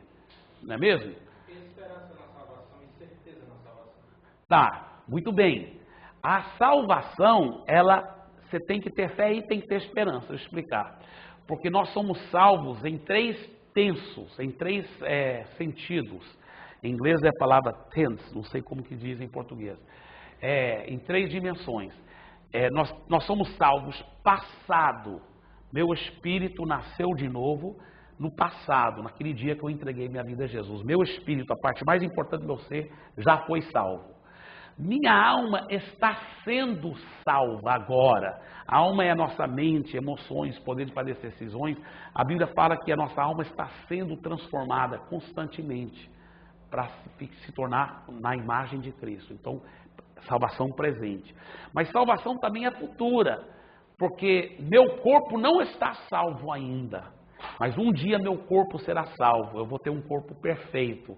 Né? Então eu vou receber a glorificação do meu corpo. Eu vou ter um corpo igual ao corpo de Jesus. Vou poder voar, vou poder flutuar, eu vou poder passar por uma parede. Não sei quando crianças e adultos também, às vezes, vê um filme de super-homem, a gente acha tão legal o cara sair voando, né? Mas por que a gente gosta disso? Porque lá no fundo, irmãos, nós vamos viver por milhões de anos assim. Né? Quando você vê como que é aquele Matrix, né? Que o cara, né? E voa e tal, aquilo dá uma emoção. Por quê? Porque na realidade nós somos destinados a isso. Nós somos destinados a isso. Nós vamos viver milhões de anos assim. Esse pequeno espaço de tempo aqui no planeta Terra é um preparo para um dia a gente poder viver assim, você está entendendo? É fantástico isso, você pensar bem, né? Nosso corpo glorificado, nós vamos poder voar, nós vamos poder comer, mas não vai precisar de usar o banheiro, que coisa, né? Interessante. Vai poder passar pelas paredes, é uma coisa fenomenal. Bem, nós não temos esse corpo ainda, então aí eu tenho uma esperança da salvação, né? Tenho esperança que Jesus vai voltar. Eu tenho esperança que eu vou receber um novo corpo, né? Então, a salvação, a Bíblia fala que recebe a salvação como? Pela graça mediante a fé. Então, recebe a salvação pela fé. Para receber qualquer milagre de Deus, é pela fé. É pela fé, tá?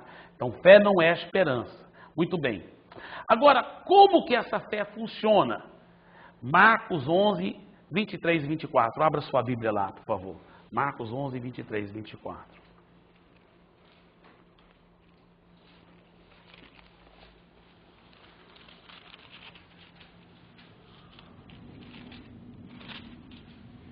certinho o avião passando aí. Deixar esse avião passar. Marcos 11, 23, 24.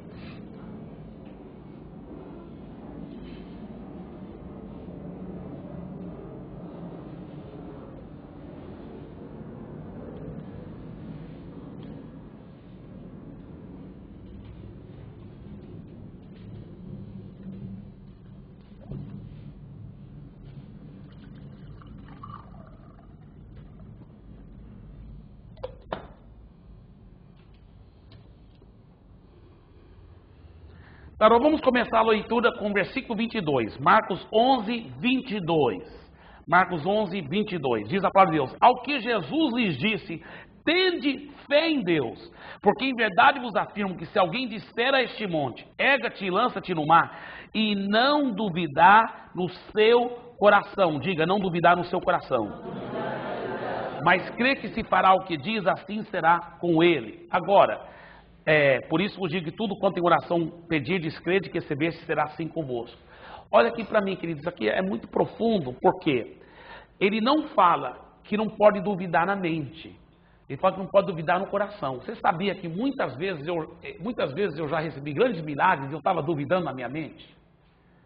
E outras vezes eu não tinha dúvida nenhuma na minha mente, eu não recebi o milagre. Por isso que muitos crentes não recebem o milagre, porque eles têm uma dúvida no coração. Mas na mente eles têm tanta certeza e depois ficam decepcionados com Deus. Poxa, a fé não funcionou. Eu não tinha nenhuma dúvida. Realmente, na sua mente você não tinha nenhuma dúvida. Mas no seu coração você tinha. Você tinha uma convicção tão forte, mas era na mente e não no coração. Erraram por 13 centímetros. Perderam o milagre por 13 centímetros. Porque eles tiveram convicção completa na mente, mas não tiveram convicção no coração. Outras vezes, a pessoa até recebeu o milagre e diz: rapaz, eu tinha tanta dúvida, eu não sei como eu recebi esse milagre. É porque na mente ela tinha dúvida, mas no coração, de alguma forma, ela teve a fé. Você fala: pastor Eibe, como ter a fé no coração? Como ter essa fé no coração? Deixa eu explicar. É tão simples, mas é tão profundo ao mesmo tempo. Para você ter a fé no coração, você tem que ter base aqui, ó, na palavra, na palavra, na palavra. A Bíblia diz assim: na boca de 2 ou 3 testemunhas, seja toda a palavra estabelecida. Você quer ter o coração cheio de fé, você tem que ter base na palavra. Eu não sei se vocês notaram, quando eu prego e ensino, eu sempre gosto de citar versículos da Bíblia. Por quê? Porque eu sei que é isso que gera fé no seu coração. Às vezes você fala: por que ele fica citando? Sabe por quê? Porque a sua fé tem que ser na palavra. Se a sua fé for na palavra, você pode até estar duvidando na mente, mas você recebe milagres. É interessante. E outras vezes a pessoa, igual uma senhora uma vez, falou assim para mim: eu fiquei isso é lá em Santarém que aconteceu. Ela falou assim: eu fiquei tão decepcionada com Deus, porque eu pedi tanto, eu tive tanta fé, que eu não ia precisar fazer uma cesariana, eu ia ter um parto normal. Eu tinha tanta fé, e eu orei com tanta fé, e eu tinha convicção, não tinha nenhuma dúvida, esse negócio de fé não funciona. Eu falei para ela: irmã, qual era o versículo da Bíblia que a irmã estava baseando a sua fé? Ela disse: tem que ter isso, é? Eu falei: irmã, a irmã não teve fé bíblica, a irmã teve uma fé mental. A irmã se convenceu intelectualmente, pela fé, pelas orações que eu fiz, Deus vai me dar. Mas não é assim que a fé funciona. Você tem que ter base na palavra. Se ao menos ela tivesse dito: pastor, Marcos 11, 24, tudo que pedi em oração, crê que já recebeu, será assim com você.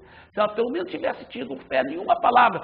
Só que se ela quiser ter muita fé no coração mesmo, ela tinha que pegar 2, 3, 4. O ideal é, sabe o ideal mesmo? 5 promessas. Que quando Davi foi derrubar Golias, ele derrubou Golias com uma pedra. Mas vai estudar o texto. Ele pegou 5 pedras. Você quer derrubar assim gigante? Pega 5 promessas. Uma delas já derruba o gigante. Mas é sempre bom ter umas 4 subexcelente aqui, né? Então isso é um grande segredo, tá entendendo? Veja bem, você sabia que lá no Velho Testamento está cheio de promessa de mulher não abortando o bebê, de mulher tendo parto normal, está cheio de promessas assim. Então, pega essas promessas, vai declarando, vai impondo, vai tomando posse. Qualquer área da sua vida tem promessas na Bíblia, mas tem que achar as promessas. Sabe por quê? Muitos crentes são espiritualmente preguiçosos. Eles querem só orar e esquecer, simplificar a coisa. Sabe por quê? Porque são preguiçosos espiritualmente. Por isso que a Bíblia fala em Hebreus 6,12. Hebreus 6,12. Ele fala assim: não vos torneis indolentes. Essa palavra indolente é uma palavra erudita que em português, bem mais comum, quer dizer, sabe o que quer dizer indolente? Em português, preguiçoso.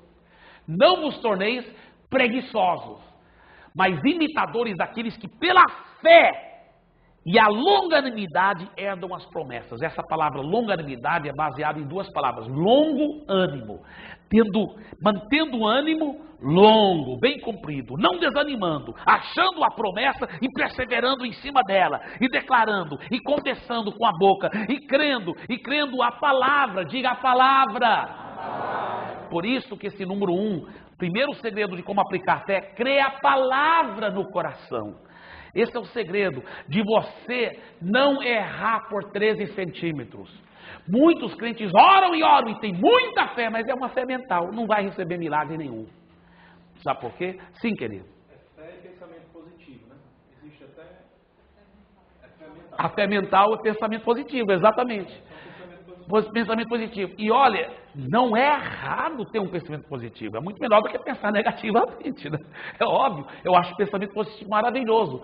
Mas em si, não sempre vai receber o milagre. O pensamento positivo ajuda psicologicamente. Mas para receber o milagre, uma obra sobrenatural de Deus, aí tem que ser fé bíblica, que vem no espírito, no coração. E a fé bíblica, para ser fé bíblica, para ter fé no coração, tem que ser baseado na palavra. Por isso que tem que conhecer a palavra. A fé vem por ouvir e ouvir a palavra de Deus. Muito bem. Fé é crer antes de ver. Lá em João capítulo 20, versículos 25 e 29, eu não vou ler todo o trecho, mas você está lembrado daquele trecho de Tomé, né? Tomé achou que talvez era um cara intelectual, né? Então ele viu as mulheres, Jesus ressuscitou, nós vimos Jesus, e tudo. E Tomé, essas mulheres, será que Tomé não queria acreditar? Claro que Tomé queria acreditar tanto, mas ele pensou, eu não vou ceder às emoções baratas e começar a ficar tudo animado com só essa euforia falsa. Não vou e pronto. Aí depois chega Pedro e outros discípulos, ou talvez outros discípulos, né, que viram Jesus no caminho e falaram assim: não, olha, Jesus ressuscitou mesmo. Aí depois chegou, porque estavam muitos lá reunidos quando Jesus apareceu para eles, só Tomé que não estava quase. Não, nós vimos Jesus. Aí Tomé disse: olha, gente, vocês vão me perdoar, vocês vão me desculpar, mas eu sou um cara assim baseado em fatos. Se eu não ver as marcas, porque eu vi o homem morrer lá na cruz, eu vi. Então, se eu não ver as marcas do cravo na mão dele, e se eu não enfiar minha mão dentro, porque eu vi quando eles colocaram a lança assim, fizeram um buraco, rasgou aqui todinho, eu vi o buraco. Eu vi quando saiu aquele sangue, aquela água. Se eu não colocar minha mão lá dentro, eu não vou acreditar, desculpa, mas não vou acreditar, e pronto. Aí, Jesus aparece no meio deles. Passou pelas paredes, tudo, pelas portas trancadas, aparece. Aí eu imagino que os discípulos todos fizeram duas coisas. Olharam para Jesus e olharam para Tomé. E Jesus também olhou para Tomé. E disse: Tomé, vem cá. Coloca seus dedos aqui. E ele abriu a roupa assim: coloca sua mão aqui, coloca. E não seja incrédulo, mas seja crente. Aí Tomé colocou, porque ele obedeceu Jesus tremendo, mas colocou. Aí caiu de joelhos e disse assim: meu Senhor e meu Deus. E é muito forte. Meu Senhor e meu Deus.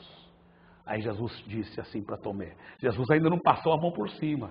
Jesus ainda não disse: ah, muito bem, agora você crê, né? Não, ele não disse. Ele falou assim: porque me viste, crestes, bem-aventurados que não viram e creram. Que coisa forte, né? Então, queridos, deixa eu falar uma coisa. Todos vocês que estão aqui são mais abençoados do que Tomé, porque vocês não viram Jesus, mas vocês estão crendo que ele ressuscitou. Amém? Vocês estão de parabéns. E olha, você sabe que Tomé se tornou um grande apóstolo, né? Eu conheço um grande pastor de uma igreja enorme lá na Índia. Ele é um indiano mesmo, dessa altura, mas é um grande homem de Deus. O cara é uma fera. Ele já fundou, acho que, mais do que 1000 igrejas. Ele cuida de mais do que 5.000 crianças nos orfanatos. E essas crianças, muitas delas já cresceram, mas a maioria ainda está crescendo, mas algumas que já cresceram já se tornaram, daquelas crianças, 200 já são pastores, né? Graças a Deus, e assim por diante. É um grande homem de Deus, né? E ele disse para nós, ele disse para mim, não, lá na Índia, a obra toda começou, o cristianismo foi fundado na Índia através de Tomé. E eu falei, não, mas isso é um fato mesmo, porque eu sei que na Bíblia não está escrito, mas a história dizia isso. Mas isso é comprovado lá na Índia? Ele falou, é comprovado. Lá tem os lugares onde o Tomé foi, tem as tradições, tem os cristãos, que até hoje são os descendentes dos cristãos que foram ganhos por Tomé. Tomé que fez a obra poderosa lá na Índia. Tomé foi um grande missionário na Índia. Então é muito lindo isso, né? Para a glória do Senhor Jesus. Aleluia. Muito bem, agora, como ter mais fé no coração, tá?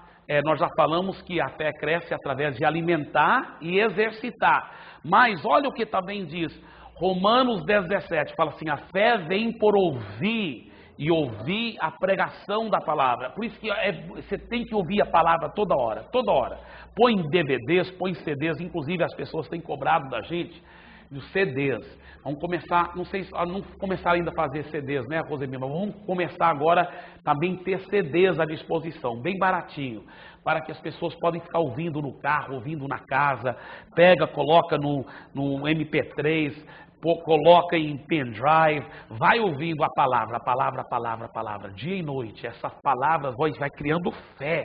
Você já viu como você sai, às vezes, domingo à noite da igreja, pronto para arrebentar? Poxa, imagina você ouvindo a palavra dia e noite, toda hora. Aquilo ajuda muito a crescer a fé. Romanos 4:20. Romanos 4:20. Olha o que diz também Romanos 4:20. Fala que Abraão se fortaleceu na fé, dando glória a Deus. Romanos 4:20 fala, não duvidou por incredulidade da promessa de Deus, mas pela fé se fortaleceu, dando glória a Deus. Então, você quer crescer na fé, fica dando glória. Então, por exemplo, você aplicou a fé que você está curado. Então fica agradecendo a Deus. Obrigado que eu já estou curado. Obrigado. Você aplicou a fé para a sua família ser salva. Agradece a Deus todo dia que a sua família já está salva. Todo dia, obrigado, Senhor. Obrigado, Senhor. Obrigado, minha família está salva. Obrigado que esses aviões vão parar de voar. Obrigado. Estou brincando. Então, vai ter que cortar mesmo. Muito bem. Então, obrigado, dando glória. Quanto mais você dá glória e agradece a Deus em fé para aquilo que você já tomou posse, a sua fé vai se fortalecer. Diga, a minha fé vai se fortalecer. Dando glória a Deus. Mas, irmãos, olha também esse versículo, Provérbios 18:20. Provérbios 18:20 fala que do fruto da boca o coração se farta. Eu gosto demais disso aí. Provérbios 18:20 fala do fruto da boca o coração se farta. Isso é na revista atualizada, que é mais próximo ao grego nesse versículo. Do fruto da boca o coração se farta. Você quer que seu coração esteja cheio de fé? E não só sua mente, mas seu coração? Então fique falando uma coisa muito. Quanto mais você falar, mais o seu coração vai estar cheio de fé. Então, você quer ter fé, por exemplo, vamos supor, na área financeira. Então, pegue as promessas na Bíblia, na área financeira, e fique falando essas promessas. Do fruto da boca, o coração se farta. Quanto mais você fala, mais você vai fazer seu coração cheio de fé. Tá certo? Então, isso é como ter mais fé. Número 2, falar a palavra com a boca. Diga, falar a palavra com a boca.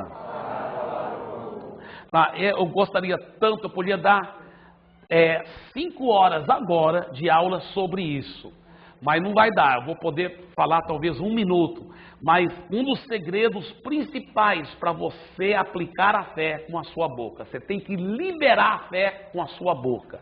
Diga, eu libero a fé, contra o problema, através da minha boca.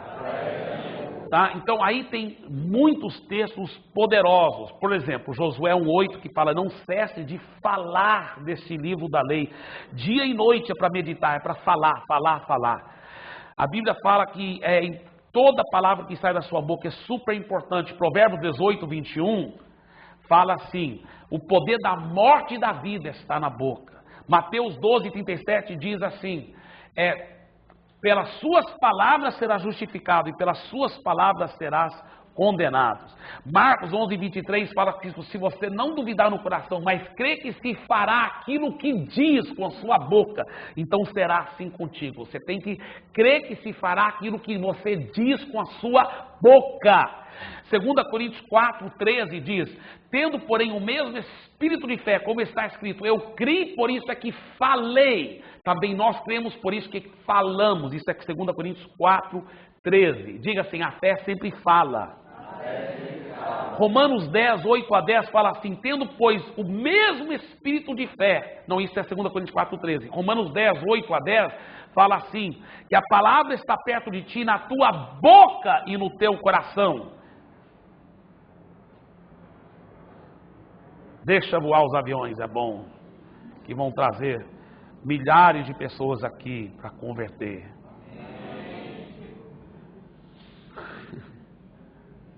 Então, Romanos capítulo 10, versículo 8 fala assim, porém que se diz, a palavra está perto de ti, na tua boca e no teu coração. Isto é a palavra da fé que pregamos.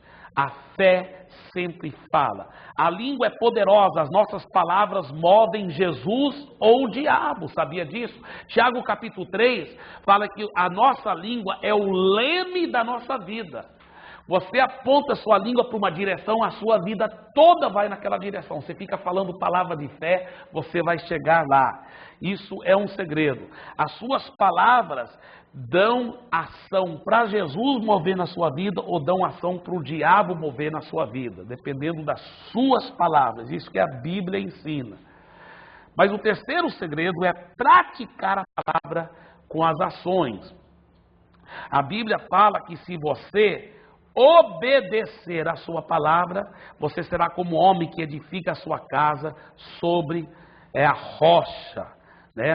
A Bíblia fala em Tiago capítulo 1, versículos 22-24, que quem não pratica a palavra engana a si mesmo. O diabo, eu imagino um demônio fala para outro demônio, esse aí ele não pratica a palavra de Deus, então você não tem que nem preocupar em tentar enganá-lo, porque ele já está enganando a si mesmo. Ele ouve muita palavra, mas não move uma palha para procurar praticar a palavra. E a Bíblia fala que se nós não formos praticantes da palavra, nós enganamos a nós mesmos. Por exemplo, a pessoa confessar, eu estou curado, mas ela vai ter que, se ela tiver essa fé viva mesmo, levantar-se da cama e começar a louvar a Deus. A Bíblia fala em Tiago capítulo 1, versículo 25, que quem ouve a palavra e a pratica, esse será bem sucedido naquilo que ele realizar. Em 1 Pedro capítulo 1, ele diz que a nossa alma é transformada pela obediência da verdade. É quando você pratica a palavra, que você libera a ação do Espírito Santo para transformar a sua alma. Porque lembra, seu espírito já foi transformado, já foi salvo. Seu corpo um dia será salvo. Mas nesse momento, você que já converteu, a sua alma ainda está sendo transformada. E para ela ser transformada, você tem que cooperar com o Espírito Santo. Você vai ter que obedecer a palavra, escolher obedecer a palavra. Talvez você diz, pastor Eide, como é que eu não tento obedecer? Eu tento obedecer, eu só não dou conta. Então, deixa eu te explicar. Quanto mais você fica ouvindo e recebendo e enchendo o seu coração, mais você vai ter forças de praticar. Então você tem que estar paralelamente fazendo duas coisas: ouvindo a palavra, e segunda coisa, esforçando para praticá-la e sempre pedindo a ajuda do Espírito Santo. Mas você deve fazer a sua parte de esforçar-se para obedecer. Se você ficar escolhendo, ficar decidindo e ficar se enchendo da palavra, você vai conseguir vencer nas coisas, uma coisa depois outra. As pequenas vitórias vão acumular e vão produzir grandes vitórias na sua vida. Então isso é um grande exemplo, grande segredo. Agora, final da página 33. Vamos agora dar um exemplo sobre como aplicar a fé para tomar posse de uma promessa. 2 Timóteo 1,7 diz: porque Deus não nos tem dado espírito de temor, ou de covardia, ou de medo. Qualquer uma dessas três palavras estão corretas, tá? Mas de fortaleza, ou de poder, tá? De amor e de moderação, ou domínio próprio, tá certo? Então, Deus não tem te dado o espírito de medo, ou temor, ou covardia, mas Ele já tem te dado o espírito de poder, você já tem poder. Ele tem te dado o espírito de amor, você já tem amor. E Ele já tem te dado o espírito de moderação, ou domínio próprio, você já tem domínio próprio. Muito bem, então agora, para aplicar a fé em cima dessa promessa, como fazer para aplicar a fé em cima dessa promessa? Vamos ver aqui na prática como fazer isso, tá? Eu preciso, número 1, crer que realmente Deus já tem me dado poder, amor e domínio próprio. E que Ele não me tem dado espírito de covardia, de medo. Eu não tenho medo, mas eu tenho poder, tenho amor e tenho domínio próprio. Tá? Segundo, eu tenho que falar e confessar isso constantemente com minha boca. Eu tenho que ficar falando: não aceito medo, Deus não me tem dado espírito de medo, de covardia, eu não tenho medo de nada, maior é aquele que está em mim, e eu já tenho poder, eu já tenho amor, eu já tenho domínio próprio. Você tem que ficar falando isso com sua boca constantemente. E terceiro, praticar agora na sua vida esse poder. Eu já tenho poder, então tem um endemoniado aí, vou expulsar. Tem um doente aí, eu vou orar. Tem um desafio para dar um testemunho, para fundar uma igreja, ou para liderar uma célula. Eu tenho poder, eu posso fazer sim, eu posso todas as coisas daquele que me fortalece. Tem que amar minha sogra, tem que amar meu vizinho, tem que amar aquele parente rançoso. Tem que amar, porque Deus já me deu o espírito de amor. Então eu vou amar porque eu já tenho amor. Tem domínio próprio. Olha, domínio próprio, irmãos, vamos falar a verdade aqui. Talvez esse é o maior desafio para todos nós, não é mesmo? Domínio próprio na hora de comer, domínio próprio na hora de dormir, alguns, ou de fofocar, ou de, enfim, né? Então, estamos chegando no fim aqui dessa fita. Que Deus abençoe e que Deus te dê a vitória. Lembrando que à medida em que eu creio, falo e pratico essa promessa, ela se torna uma realidade em minha vida pelo poder sobrenatural de Deus. Deus nunca falha. Amém?